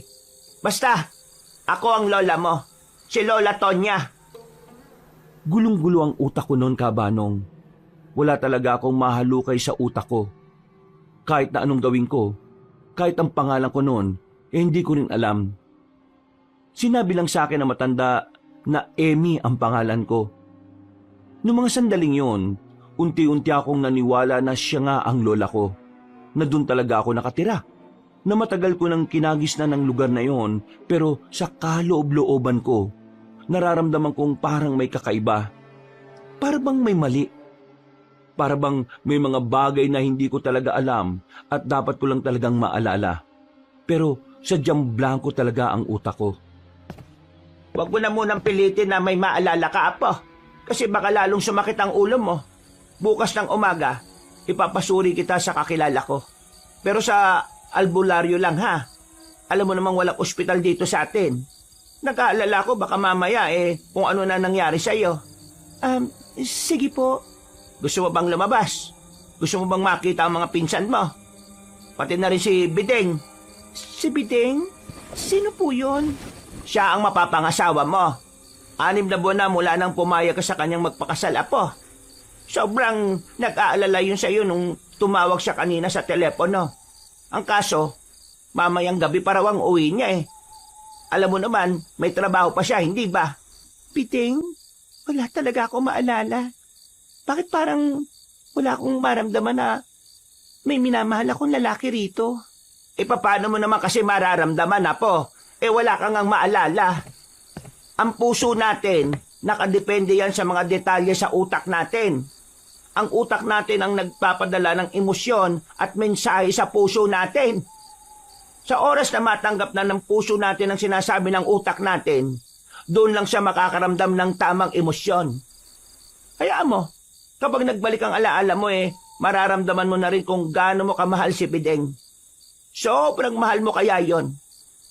Nakipag-away ka pa nga sa ibang babae, wag lang siyang maagaw sa iyo Ha? Ginawa ko talaga yon? Oo, sobrang mahal mo si Bideng At lagi mong sinasabi sa akin na wala kang pakialam kung ano si Bideng. Basta, mahal mo siya. At sa kanya mo lang gustong ialay ang lahat. Sabi mo pa nga mag-aanak kayo ng marami kapag ikinasal na kayo Hindi ko alam. Wala talaga akong maalala at maramdaman Ay nako, wag mo kasing pilitin, apo. Kung wala ka pang maalala, di wag mong kontrahin. Hayaan mo lang. Hanggang sa maging kalmado na ang utak mo baka may maalala ka na. Tumango na lang ako sa sinabi ni Manang Tonya noon, Kabanong. Pero ang totoo, hindi ako kumbinsido sa mga sinabi niya. Hindi dahil wala akong maalala, kundi dahil may mabigat akong nararamdaman sa mga narinig ko. Hindi ko rin maipaliwanag pero sa kabilang banda, may parte din naman ng puso ko na parang nagsasabi na doon nga talaga ang tunay kong tahanan. Kahit na hindi ko maramdaman kung papaano ang magiging feel at home. Mabilis na lumipas sa mga oras, sumapit na rin ang kinagabihan. Hindi pa rin ako matigil-tigil sa pagpilit na makaalala, pero kahit na anong gawin ko, wala pa rin akong maalala. Napahawak na lang ako sa ulo ko. Ramdam kong medyo makirot yun.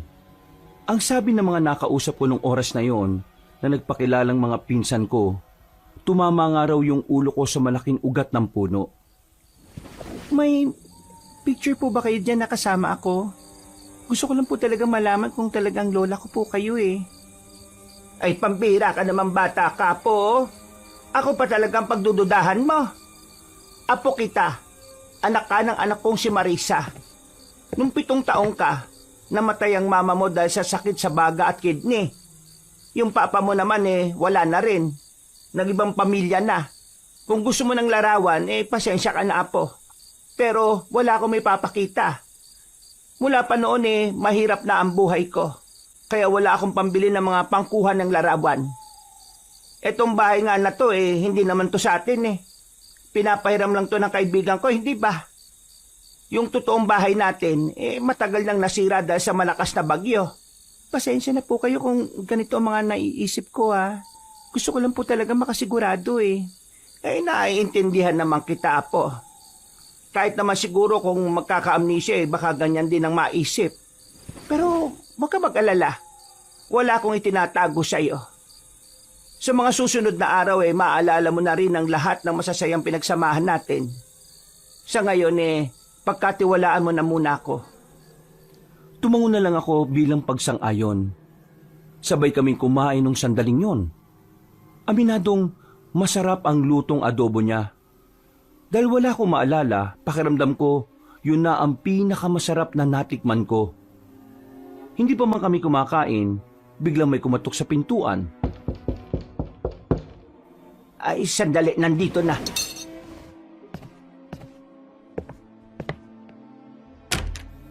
Magandang gabi, Tonya. Pwede ba akong pumasok? Ayoko naman, tuloy. Isang matandang lalaki ang pumasok ng bahay namin. Sa tingin ko noon, nasa edad 50 hanggang 60 na siya. Nung una akala ko ay si Lola Tonya ang sadya na matanda. Pero nagulat na lang ako nang tumingin siya sa akin. Ngumiti at bumati. Magandang gabi sa'yo, magandang binibini. Ho? Nabalitaan ko ang nangyari sa'yo. At kahit nasa trabaho ko kanina sobra ako nag-alala. Buti na lang nakatawag ako at nalaman kong nasa maayos ka ng kalagayan. Kahit na nawala ang alaala mo, alam kong hindi mo naman makakalimutan ang pagmamahalan natin dalawa. Pagmamahalan nating dalawa? Seryoso? Tonya, ipakilala mo naman ako sa kanya.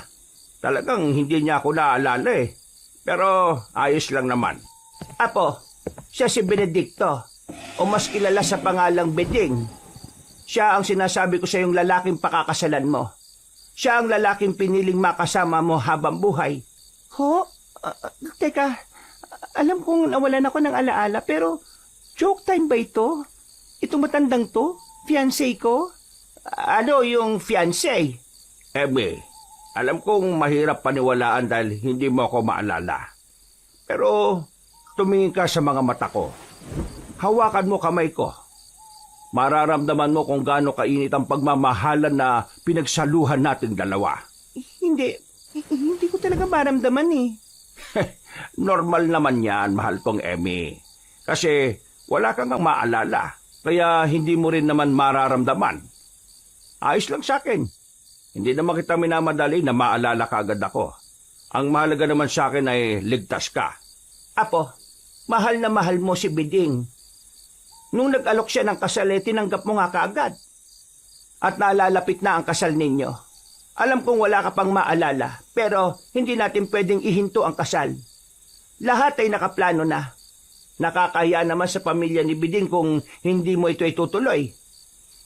Hindi ko nga alam ang tungkol sa kasal Hindi ko siya kilala. Naguguluhan pa ang utak ko. Kaya sana, huwag niyo muna akong pilitin sa kasal na yan.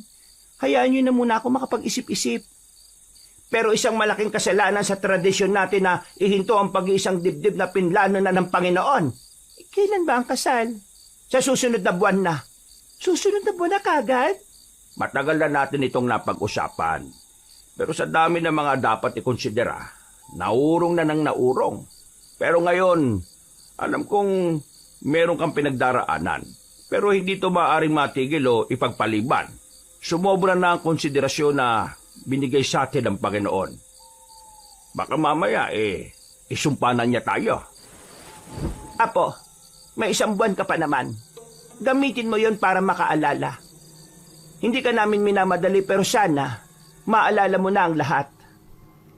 Hindi na ako nakapagsalita pa pero yung Beding nakatingin lang sa akin. Malapad ang ngiti niya. Habang ako'y umiiwas naman agad ng tingin. Hindi ko siya kayang tingnan ng matagal. Sa lahat ng pinagdududahan ko, pakiramdam ko, yun ang masasabi kong tama ang nasa isip ko. Hindi ko talaga siya kilala. Umalis sa bahay ang matandang lalaki. Ako naman ay natulala lang. Hindi ko rin naubos ang kinakain ko. Hinawakan ni Lola Tonya ang kamay ko at ngumiti sa akin ng papilit. Apo, naiintindihan kita. Pero hindi ka na pwedeng umatras. Malaking kasalanan nito sa ating paniniwala at kultura. Ano po bang pamumuhay ang meron dito sa lugar na to? Anong mga kultura? Hindi ko maintindihan Sagrado at banal ang mga bagay na gaya ng kasal o pag-iisang dibdib. Dito sa atin, malaking kasalanan ng pagpapaliban ng kasal. Yung mga unang pagpapaliban, katakot-takot na paghingi ng tawad sa Panginoon ang ginawa ng pamilya ni Beding. Pero ngayon hindi na pwede. Malalang kamalasan ang maaaring mangyari sa atin kapag ang kasal ay hindi pa matutuloy. Hindi ko nga maalala Hindi ko maalala na pumatol ako sa isang matanda na halos kaedad mo na. Ikaw ang pumili sa kanya. Hindi siya ang pumili sa iyo. Aba wow! Parang siya pa ang lugi. Hindi ako makapaniwala. Pinili ko talaga siya. Diyos ko naman. O sige, ganito na lang ang gawin natin. Bukas, ipapasuri ko ang sugat mo. Pagkatapos, mag-ikot-ikot ka rito. Baka sakaling meron kang maalala. Hindi na lang ako nagsalita, Kabanong. Dumiretso na agad ako sa kwarto. Kinabukasan ng umaga, isang matandang babae ang dumating sa bahay. Tiningnan niya ang sugat ko. Ayon sa kanya, wala namang gaanong malalang galos. Pero baka raw naalog ng malala ang utak ko kaya nawala ang lahat ng alaala ko. Sandali lang naman ang ginawang pag-check sa akin. Bandang tanghali, sinunod ko ang sinabi ni Lola Tonya. Lumabas ako ng bahay. Habang naglalakad ako, lahat ng tao ay binabati ako. Nakangiti sila. Parang kilalang kilala talaga nila ako kahit hindi ko naman sila maalala. May nagtanong pa nga kung kailan ang kasal. Kabanong, aminado ko na kahit papaano, pakiramdam ko safe ako sa lugar na yon kahit wala akong maalala kahit na isa. Yung mga tao kasi ron, yung tingin nila sa akin ay parang isang mahalagang tao. Sa paglalakad ko, meron akong natanaw na bungad ng kagubatan. Maraming mga sampagita doon. Malayo pa lang, naamoy ko na. Nahumaling ako, Kabanong. Kaya agad naman akong lumapit doon para pumitas sana. Pero nang naroon na ako, nakita ko isang ilog. Tanaw mula sa kinatatayuan ko. Ilog? May alaala ba ako sa ilog na ito? Sinubukan kong pumikit para subukang maibalik ang alaala ko.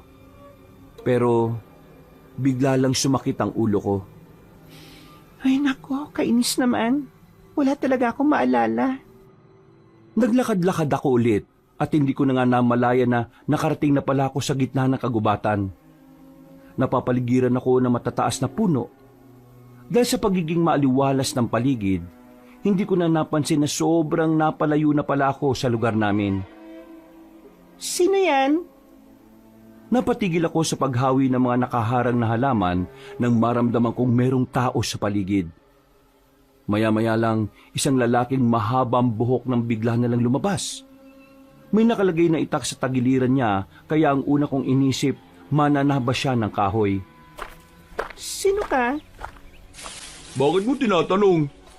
Ay wow, galing ng sagot, patanong din. Di kita kilala. Kaya nga tinatanong ko kung sino ka eh. Ibig sabihin ba niyan? Nakikipagkilala ka na? Tinatanong ko lang kung sino ka. Anong pangalan mo? Anong ginagawa mo rito? Bigla-bigla ka nalang lilitaw dyan eh. Lumitaw ka rin naman ah. Pero wala naman akong pakialam kung sino ka. Teka, sa'yo ba tong gubat? Problema nitong lalaki na to, kainis. Eh ikaw, sino ka ba? Oo, ako ang may-ari ng gubat na to. Ano, masaya ka na? Ah, diwata ka? Ganyan pala suot ng mga diwata. Hindi ako nakikipagbiruan sa iyo ah. Hindi tayo close, okay? Tsaka na nga, O teka, saan ka pupunta? sa lugar kung saan wala ako makakasalubong na kamukha mo. Mag-iingat ka. Baka mapahama ka. Napatigil ako sa sinabi niyo ng lalaki, Kabanong. Pagharap ko, seryoso na ang mukha niya. Hindi ko rin alam kung bakit parang bigla na lang din akong kinabahan. At bakit naman ako mapapahama ka, Bear? Base sa kutis mo at sa pagkaputi mo at sa itsura ng mukha mo, mukha kang dayo dito sa Kapis. May mga nilalang na dumadali ng mga dayo. Gusto mo bang malaman kung anong klaseng nilalang yon? Anong nilalang? Ano pa, hindi mga aswang. Mga aswang?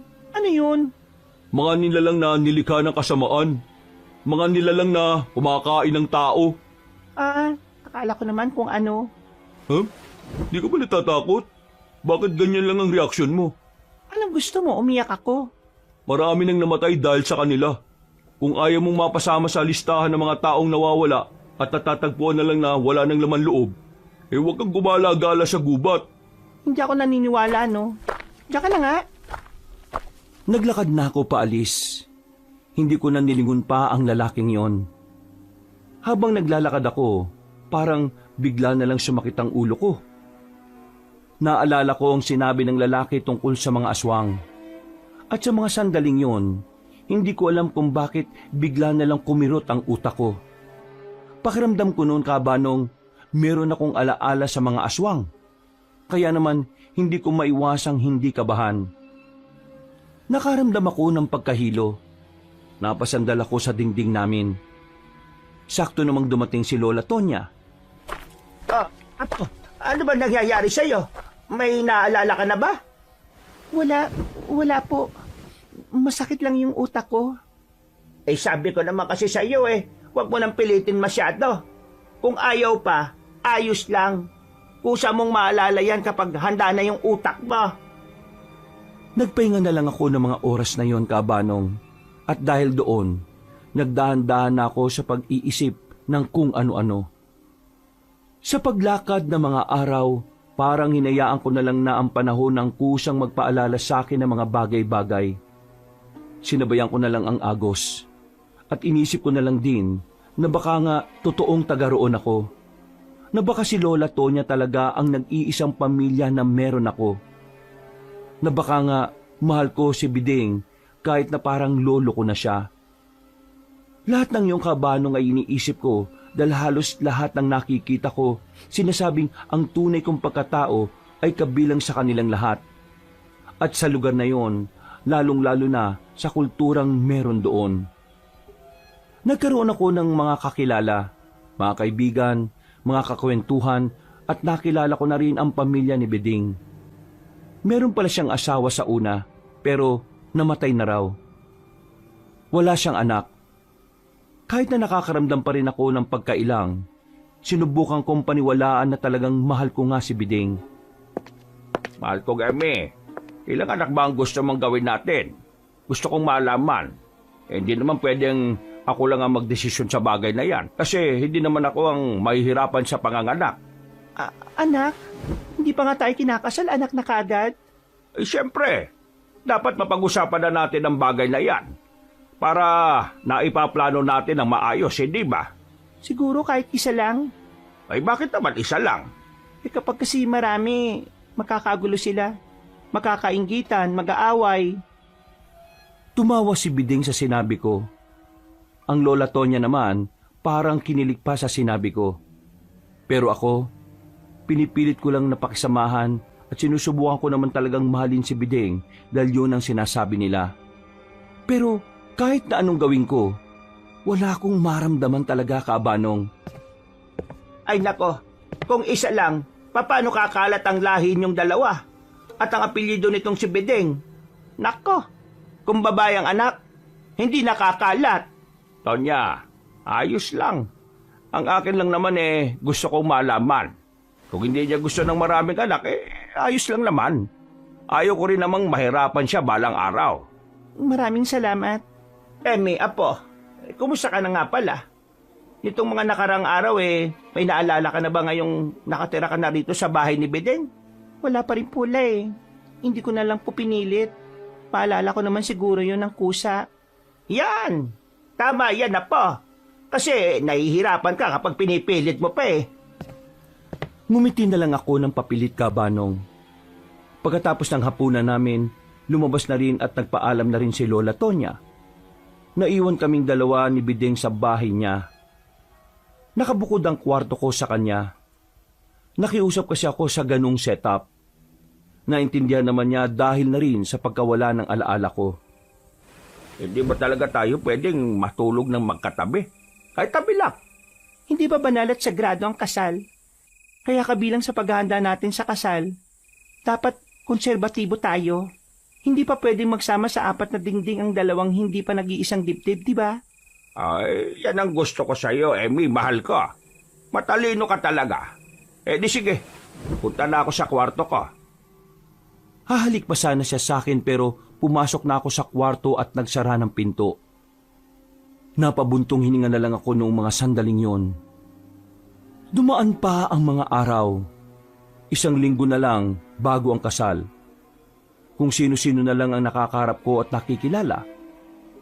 Kilala kasi si Biding sa lugar na yon, kaya pati ako nadadamay sa kasikatan niyang hindi ko alam kung papaano nangyari.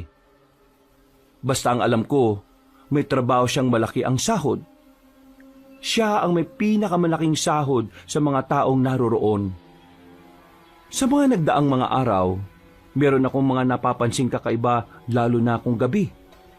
Kung minsan nakakarinig ako ng malalakas na angil, na ang sabi naman ni Lola Tonya, mga alagang baboy lang daw yon. Pero ang hindi ko maipaliwanag ay yung mga dugong nakikita ko sa likuran ng baryo namin na parang halos araw-araw kong nakikitang umaago sa lupa pababa sa kanal. Ang sabi ulit ni Lola, galing daw sa katayan ng manok. Apa, dito ka na muna ha. Lalabas lang ako sandali. Saan po kayo pupunta? 11:00 na po ah. May kakausapin lang akong amiga ko. Baka kasi umalis bukas at hindi na naman kami magtagpo. Mukhang mahalagang bagay yata yan ah. Ay oo, kailangan eh. O sige po, balik na lang po kayo kagad. Mag-ingat po kayo. Nung gabing yon, sa bahay ni Lola Tonya ako tumuloy. Ilang araw na kasing hindi umuwi si Bideng dahil sa trabaho niya raw. Kaya naisipan kong kay Lola Tonya na muna ako. Tutal, wala naman akong kasama. Halos mag-iisang oras na, hindi pa rin nakakabalik si Lola Tonya. Napaisip ako kung ano ang nangyari sa kanya. Kaya nagdesisyon na akong lumabas at puntahan siya. Sa kakalakad at kakahanap ko kung saan ang bahay ng amiga niya, nakarating na ako sa bahay ni Bideng. Aalis na sana ako na makarinig ako ng malakas na boses. At ang boses na yon ay nagmumula mismo kay Lola Tonya. Bakit hindi pa natin gawin ngayon? Total bilog na ang buwan. Bideng, hindi ko na kayang tiisin ito. Nahihirapan na ako maging mabait sa babaeng yan. Sa katapusan ng pinakamagandang kabilugan ng buwan. Alam kong alam mo naman yan. Tiisin mo na lang kasi. Matatapos na rin naman yung ginagawa mo. Tandaan mo, dito nakasalalay ang buong lahi natin. Kapag hindi ako nagkaanak sa kanya at hindi tayo nakagawa ng bagong uri ng aswang, mawawalan ng saysay ang angkan natin. Mawawalan tayo ng armas laban sa mga manunugis na yon. Ay nako, grabe itong ginagawa mo sa akin, Bideng. Asawa mo ko pero gusto mong ikasal ka sa ibang babae. Sa tao pa. Anong tingin mo sa akin? Hindi nasasaktan? Tapos ako pa yung gumagawa ng paraan para matuloy ang kasal ninyong dalawa? Mahal ko, patawarin mo ko. Pero ito yung nakatakda sa kasulatan. Isang babaeng berhen na tao ang magsasalba sa ating lahi. Konting tiis na lang. Pag natapos na to wala na akong pakialam sa kanya. Hindi. Kitang-kita ko sa mga mata mo na sa tuwing magkausap kayong dalawa masaya ka. Kinikilig ka pa. Para kang asong ulol na nakatingin sa kanya at naglalaway. Gusto mo rin kasi siya. Ano ka ba naman? Huwag kang mag-isip ng kung ano-ano dyan, no? Ikaw lang ang mahal ko, wala nang iba. Ginagawa ko lang ito para sa ating lahat. Yun na lang sana ang isipin mo, Tonya. Ay nako, visit! Visit ka! Masaya kasi akong tinutulungan mo ko sa adikain kung mabuhay ang lahi natin. Masaya ako kasi nandiyan ka para tulungan ako. Kaya sana konting tiis pa, mahal. Ilang araw na lang, kapag natapos ang sagradong kasal sa harapan ng ating Panginoon, aanakan ko kagad siya para maisilang na kagad ang bagong uri ng aswang na magliligtas sa ating lahat. Siguraduhin mo lang na wala kang ibang intensyon sa babaeng yan. Dahil kapag nalaman ko na may pagtingin ka sa kanya, abay ako mismo ang lalapa sa kanya. Naintindihan mo ba ka? Oo naman, mahal. Naiintindihan kita. Hindi ako makapaniwala sa mga narinig ko, Kabanong. Nakaramdam na naman ako ng pagkahilo sa mga nalaman ko. Hindi ko maintindihan nung una, pero nang maalala ko ang salitang aswang na nabanggit nila, doon na nagtindigan ng mga balahibo ko. Nagmamadali ako makaalis. Tumakbo ako ng mabilis hanggang sa marating ko na ang kagubatan. Wala na akong pakialam kung magkanda sugat-sugat na naman ang mga paa ko. Ang tanging nasa utak ko lang noon ay iwan ang lugar na yon. Takasan ang napipintong kasalang hindi ko gusto. Lisanin ng mga aswang na balak akong gamitin sa kung anuman ang gusto nilang mangyari. Sa halos 10 minuto kong pagtakbo na hindi alam ang patutunguhan, isang lalaki na naman ang nakasalubong ko. Nakilala ko siya. Nilapitan ko kaagad. Biglang sumakit ang ulo ko nang may alaalang sumulpot sa utak ko. Pero hindi malinaw. Basta ang naalala ko, tumatakbo rin ako sa isang gabing madilim. Hoy, ikaw yung babae na kausap ko ah. Aray ko. Hoy, anong nangyayari sa'yo? Napahawak na lang ako sa ulo ko nung makaramdam ako ng matinding sakit. Muntikan na ako matumba dahil nawalan ako ng balanse. Mabuti na lang ay may nahawakan akong katawan ng puno at doon ay napasandal ako. Agad namang lumapit ang lalaki sa akin. Hoy, ano ba nangyayari sa'yo? Wala akong ginagawa sa'yo ah. Baka mamaya ako pa masisi sa'yo. Ano ba kasi ginagawa mo rito? Masakit ang ulo ko. Masakit. Sobrang sakit. Nahihilo ako. Sino ka ba? Seriously, sa ganitong sitwasyon, kailangan ko magpakilala. Pwede bang tulungan mo ko? Paano nga kita tutulungan kung hindi ko alam kung anong nangyayari sa'yo? Masakit nga ang ulo ko at nahihilo ko. Bingi ka ba? Aray! Uy, halika. Sumama ka sa akin. Uy! Buwisit! Bigla na lang ako nawalan ng malay. Hindi ko na kasi talaga kinaya ang hilo. Yun ang epekto ng subukan kong sisiri ng alaalang nawala. Nagising na lang ako na nasa isang bahay na ako. Tanging gasera lang ang nagsisilbing ilaw doon. Sa gilid, may isang lalaking nagtitimpla ng kung ano. Tumingin siya sa akin. Siya ang lalaking nakausap ko sa gubat. Magwawala sana ako sa pag-akalang nakidnap ako. Pero bigla ko ring naalala na siya pala ang tumulong sa akin. Mabuti naman at nagising ka na. Sobrang sarap ng tulog mo. Akala mo bahay mo to eh. O ano, kumusta na pakiramdam mo? Maayos na rin ang pakiramdam ko. Hindi na masakit ang ulo ko at hindi na rin nahihilo. Aba malamang. Pinainom kita ng gamot para mawala yung sakit ng ulo mo eh. Saan tayo? Nandito tayo sa pansamantala kong bahay. Dito ako madalas kapag gusto kong manatili sa gubat. Huwag ka mag-alala. Ligtas ka naman dito. Ikaw, ano ka ba talaga? Hindi ka ba aswang? Ako? Aswang?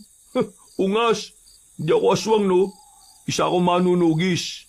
Ang manunugis, pumapatay ng aswang. Manunugis? Ibig sabihin, matutulungan mo ko? Bakit? Ano bang ginawa sa'yo ng mga aswang? Napabangon ako kagad sa kanya at saka hinawakan ko ang dalawa niyang kamay. Para akong batang nagmamakaawa. Siya lang ang pag-asa ko para makaalis. Siya lang ang susi para hindi na ako maikasal sa matandang aswang na si Biding. Tulungan mo ko. Ayoko na ron pakiusap. Oo, umalma ka nga. Kalma. Vampira naman tong taong to. Relax ka lang. Ikwento mo sa akin ng mahinahon. Oh, inumin mo to. Tableya to. Para maikalma mo yung sarili mo. Para kang wala sa katinuan eh. Pinaupo niya ako kabanong. Huminga ako ng malalim at agad na ininom ang tableya. Nang may masmasan, saka ko sinimulan ng mas mahinahon at kalmado ang mga nangyari. Wala akong matandaan eh. Paggising ko, nasa isang bahay na ako. Sa gilid ko, may matandang babae. Nagpakilala siyang lola ko. Ang sabi niya, nawalan ako ng alaala ng mabagok ang ulo ko. Kumukuha daw kami ng kung anong prutas kasama ng mga pinsan ko. Tapos, nalaglag daw ako. Ang sabi pa niya, meron daw akong gustong pakasalan na lalaki. Biding ang pangalan. Nung makita ko yung biding wala naman akong maramdaman. Alam kong wala akong maalala kaya pwede yun ang dahilan. Pero di ba, kahit hindi mo maalala yung isang tao, hindi naman makakalimot ang puso. Basta, pakiramdam ko hindi ko naman talaga kilala yung matandang yun. At pakiramdam ko, hindi talaga ako ganito. Hindi ako ganito magsalita. Hindi ako ganito kumilos. Parang yung pagkatao ko, hindi bagay sa lugar kung saan ako nagkamalay. May amnesia ka? Pero anong connect yun sa mga aswang? Kanina, naisip kong hanapin yung kinikilala kong lola. Natagpuan ko siya sa bahay ng sinasabi kong fiancé ko. Nakita ko si lola sa loob. Kausap niya si Biding. Nagtatalo sila. Doon ko nalaman na mag-asawa silang dalawa. At ang balak nila, ikasal ako kay Biding para magkaroon sila ng bagong uri ng aswang. At ang aswang daw na yun yun ang magagamit nila laban sa mga albularyo at manunugis. Sa madaling sabi, itong nagpakilalang lola sa akin, hindi ko talaga kaano-ano. Sinamantala lang nila yung kawalan ko ng alaala para gawing kasangkapan kung ano man yung binabalak nila. Hindi ko na alam kung ano pa yung mga napag-usapan nila. Kasi tumakbo na ako eh. Pero hanggang ngayon, wala pa rin akong maalala. Hindi ko alam kung sino ba talaga ako. Ituro mo sa akin kung nasaan yung mga aswang. Ako nang bahala sa kanila. Delikado. Baka marami sila ron. Wala akong pakialam. Ayoko na bumalik dun eh. Dali mo muna ako sa ligtas na lugar. Natatakot na ako rito. Hindi ka nagkaroon ng amnesia. Ha? Anong ibig mo sabihin? May ginawa sa'yo yung matandang nagpakilalang lola mo. Isang kumpletong gayuma. Kumpletong gayuma? Ano yun? Ang matatanda at veteranong aswang, meron silang kakayahan na gumamit ng mga itim na kapangyarihan. Kabilang na rito yung mga pagmamanipulan nila sa utak ng isang tao. Ginayuma ka niya. Kasama sa gayumang yon ay ang pagbura sa alaala mo. At ang tanging tatanggapin mo lang na katotohanan ay kung ano ang sasabihin nila. Ginawa nila ang gayuma sa iyo para mas madali nilang maisakatuparan yung mga binabalak nila. Alam ko na binabalak nila eh. Gagamit sila ng birhen na babae para ihalo sa dugo ng isang dugong bughaw na aswang. Kailangan mapigilan ang gagawin nila.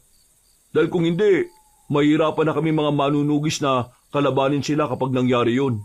Kinayuma ako? Ibig sabihin, walang connect yung pagkuntog ng ulo ko.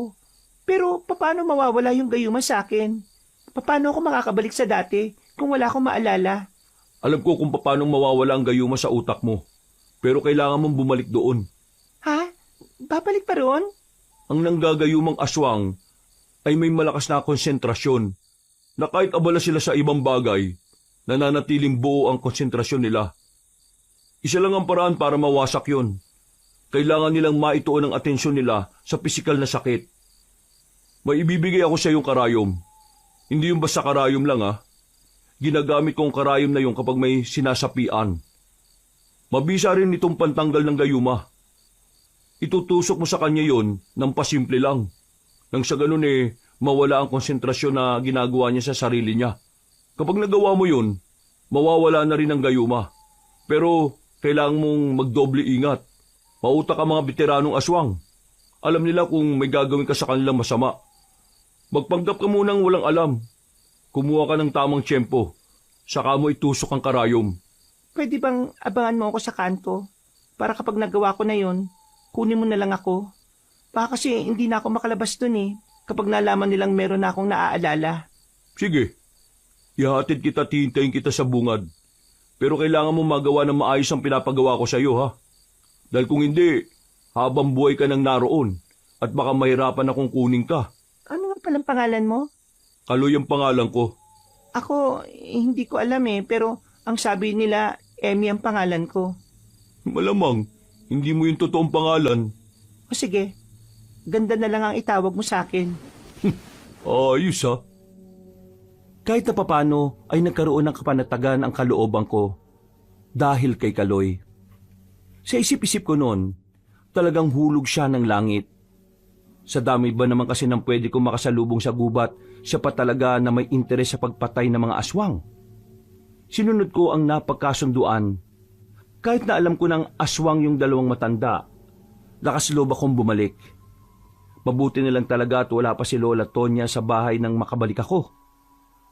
Mga ilang minuto lang bigla siyang dumating at kalmado siya na parang hindi sila nagtalo ni Bideng.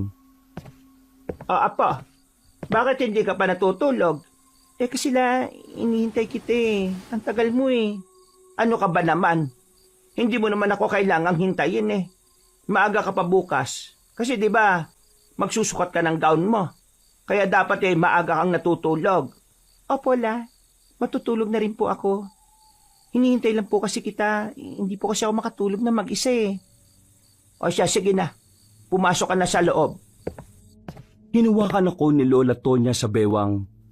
Palhim ko namang inilabas ang karayom.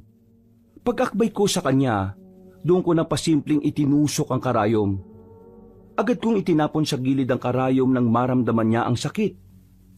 Aray ko, ano yun? May tumusok sa akin? Po? Ano po? May tumusok sa inyo? Ano po kaya yun?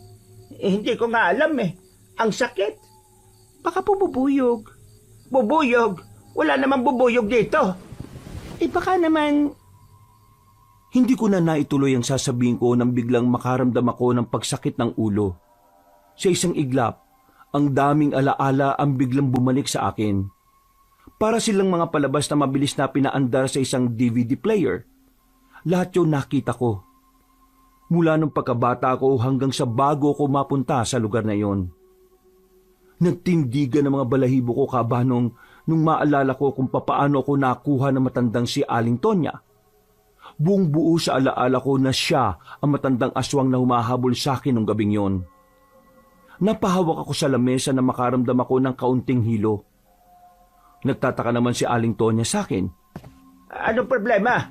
May naalala ka na ba? Ho? Wala po. Masakit lang po yung ulo ko. Puyat po siguro. Ikaw kasi. Puro ka kasi puyat. O sige na. Pumasok ka na sa kwarto mo. Ako naman lalagyan ko lang ng pamahay itong mahapdi sa balikat ko. Tumango ko bilang tugon kabanong, pero ramdam kong parang may iba siyang naiisip. Mabilis akong pumasok sa kwarto. Binuksan ko kagad ang bintana. Nung dumaan ako sa gilid ng bahay para tumakas, bigla na lang siyang umarang sa daraanan ko. Hindi ko alam kung papaano siyang nakarating doon. Saan ka pupunta? Diyan lang po. Bumalik na ang alaala mo, na?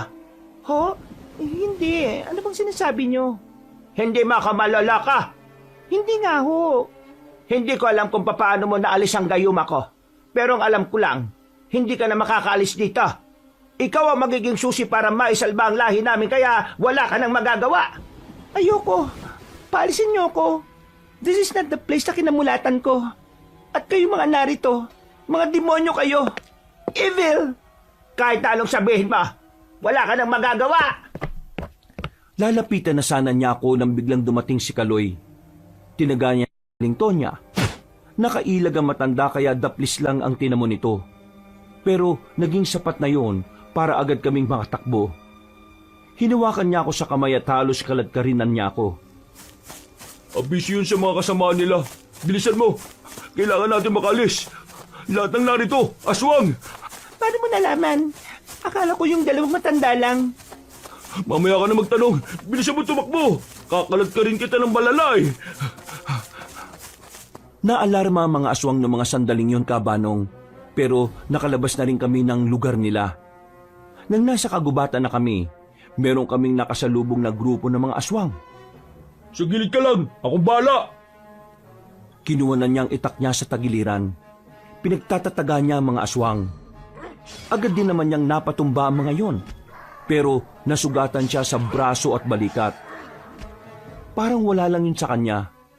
Nagpatuloy kami sa pagtakbo. Pero kahit na anong gawin namin, nasusundan pa rin kami ng nasusundan. At sa paulit-ulit na pakikipaglaban ni Kaloy sa mga aswang, parami na rin ng parami ang mga sugat niya sa katawan. Nararamdaman ko nang nahihirapan siya, habang ako walang magawa. Isang malaking pabigat.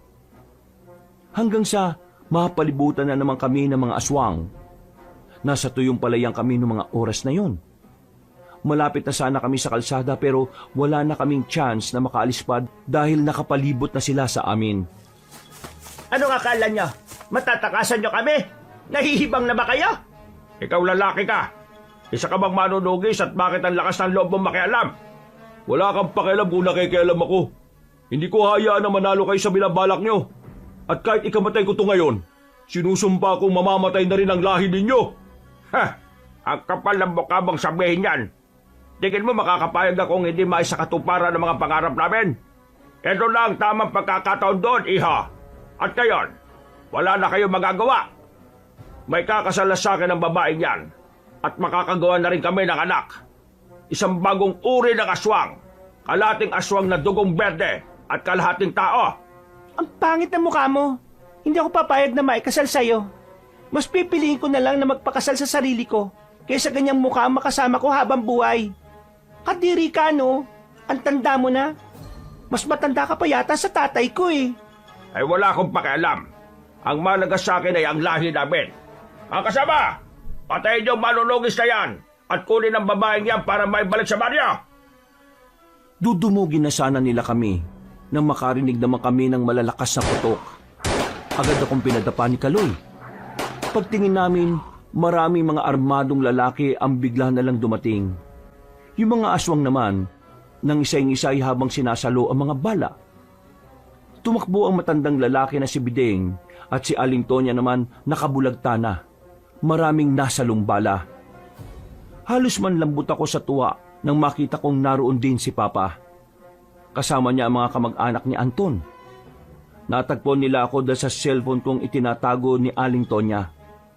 Nagawa nila akong ipatrace. Bagay na talagang pinagpasalamat ko. Anak, ayos ka lang ba? Anong nangyari sa'yo? Pa, sorry. Ayoko na rito. Ayoko pa mamatay. Sorry talaga. Don't say that. Nandito na ako. Hindi ko hayaan na mawala ka sa akin, okay? Ligtas ka na. At yung mga aswang na yon, papatayin namin yon para sa'yo. Eva, napilitan na akong sabihin kay Sir Ramil na nasa amin ka eh. At tungkol sa pagkawala mo. Hindi ka na kasi namin mahanap eh. Mabuti na lang, na-trace nila yung cellphone mo. At nalaman namin ang location mo. Maraming salamat. Sobrang thank you talaga. Akala ko hindi na ako makakabalik eh. Sino naman ang lalaking yan? Siya ang nagligtas sa akin pa. Isa siyang manunugis. Pinapatay niya ang mga ugly monster na yon. Maraming salamat sa iyo, iho. Wala pong anuman. Pero kailangan po natin silang habulin. Buhay pa po sila eh. Kung hindi po natin sila mauubos, babalik at babalikan nila yung anak ninyo. Sir Ramil, kami na po ng mga kamag-anak kong bahala rito. Umuwi na lang po kayo sa amin. Elias, samahan mo sila pauwi sa atin ha. Kapi, insan! Hinayaan na namin sila Anton at si Kaloy na umasikaso sa mga aswang. Agad na rin kaming bumiyahe. Pag-uwi ko sa bahay nila Anton, nakaabang na agad ang buong pamilya niya. Sobrang nag-aalala sila sa akin dahil halos 1 buwan akong nawala. Inasikaso nila ako. Pakiramdam ko noon, parte talaga ako ng pamilya nila. Anak, I'm so sorry sa nangyaring ito sa iyo. It's my fault. Kung hindi sana kita pinilit na pumunta sa Amerika maybe hindi ito nangyari. Sorry. I'm really sorry, Eva. No, kasalanan ko rin naman eh. Kung sana hindi ko pinilit si Anton. At kung nakinig ako sa kanya, hindi ito mangyayari. Papa, I'm so scared. Nakakatakot sila. Akala ko dati hindi sila totoo pero totoo pala at muntikan pa nila akong gawing instrument para sa mga kahayupan nila. Inalisan nila ako ng alaala using that gayuma thing. Buti na lang, tinulungan ako ni Kaloy. Wala ka nang dapat pang ikatakot, anak. Ligtas ka na. Narito na ako. Hindi ko hahayaan na may mangyari pang masama sa iyo. Naging kalmado na rin ako makalipas lang ng ilang oras. Mga bandang madaling araw na, nakabalik na rin sila Anton. At ayon sa kanila, napatay na raw nila ang lahat ng mga aswang. Nasunog na rin nila ang tirahan ng mga yon. Sabi sa akin ni Kaloy, kailangan ko raw lisanin ng kapis. Baka raw kasi may mga grupo pa ng aswang na magka-interes sa akin. Yung natalo raw kasi nilang mga aswang, 1 angkan lang daw yon. Nagpasalamat ako kay Kaloy. Kung di dahil sa kanya, baka hindi na ako nakaalis pa roon. Utang ko sa kanya ang buhay ko. Sinubukan nga rin siyang bigyan ni Papa ng reward, pero hindi niya tinanggap. Talagang totoo ang pagtulong niya at wala siyang hinihinging kapalit. Binigyan na lang namin siya ng contact number para sakaling may kailanganin siya ay pwede siyang lumapit sa amin. We're home! Alam kong na-miss mo ang mga pagkain dito, anak. Kaya nagpaluto ko ng marami. Anton, sumabay ka na rin sa amin, ha? At yung pinsan mo, papasukin mo rito. Bakit ba nasa sasakyan lang yon? Nahiya raw po eh. Ang laki raw po kasi ng bahay niyo, sir. Ay, Diyos ko, nahiya pa. Kulang pa ito sa ginawa niyo para sa anak ko, ano? Nang magkakasama na kami sa hapagkainan, sobrang gaan ng pakiramdam ko. Sobrang saya ko, Kabanong. Sobrang panatag. Alam kong wala nang aswang ang kukuha sa akin. Saka ko lang napagtanto na kahit hindi kami magkasundo ni Papa noon, mas maganda pa rin talagang kasama ko siya. napagtanto ko rin na hindi lahat ng desisyon ko ay tama. Napagtanto ko na kahit pala nasa tamang edad na ako para makapagdesisyon, kailangan ko pa rin talaga ng gabay ng isang magulang. Anak, you can do everything you want. You have your freedom. Napagtanto ko kasing hindi rin talaga tama na pilitin kita sa kung ano yung vision ko for your future. Naisip ko na mas maganda siguro kung ang gagawin ko na lang is to guide you if may mga bagay kang hindi naintindihan. So, go for your dream. You can paint your own life, anak. Hindi na kita pipigilan. Thank you, Dad. Salamat ng marami. Kasi naintindihan mo na ako. And sorry din kung may mga oras na rude ako sa'yo. Salamat kasi hindi ka napagod sa akin. You'll always be my baby. So hindi ako mapapagod kahit na kailan. Basta ipangako mo lang sa akin na kahit na anong mangyari, ay magsasabi ka sa akin. Opo, Pa. I love you so much. Mahal na mahal din kita, anak. Mula noon, Kabanong, maayos na ang naging samahan namin ni Papa. Naging bukas na kami sa isa't isa. Mas tumibay ang samahan namin bilang mag-ama. Kabanong, natutunan ko na lang na dapat kailangan nating makinig sa sinasabi ng mga magulang natin. Lalo na kung wala pa tayong kaalam-alam sa tunay na buhay sa labas ng nakasanayan nating mundo.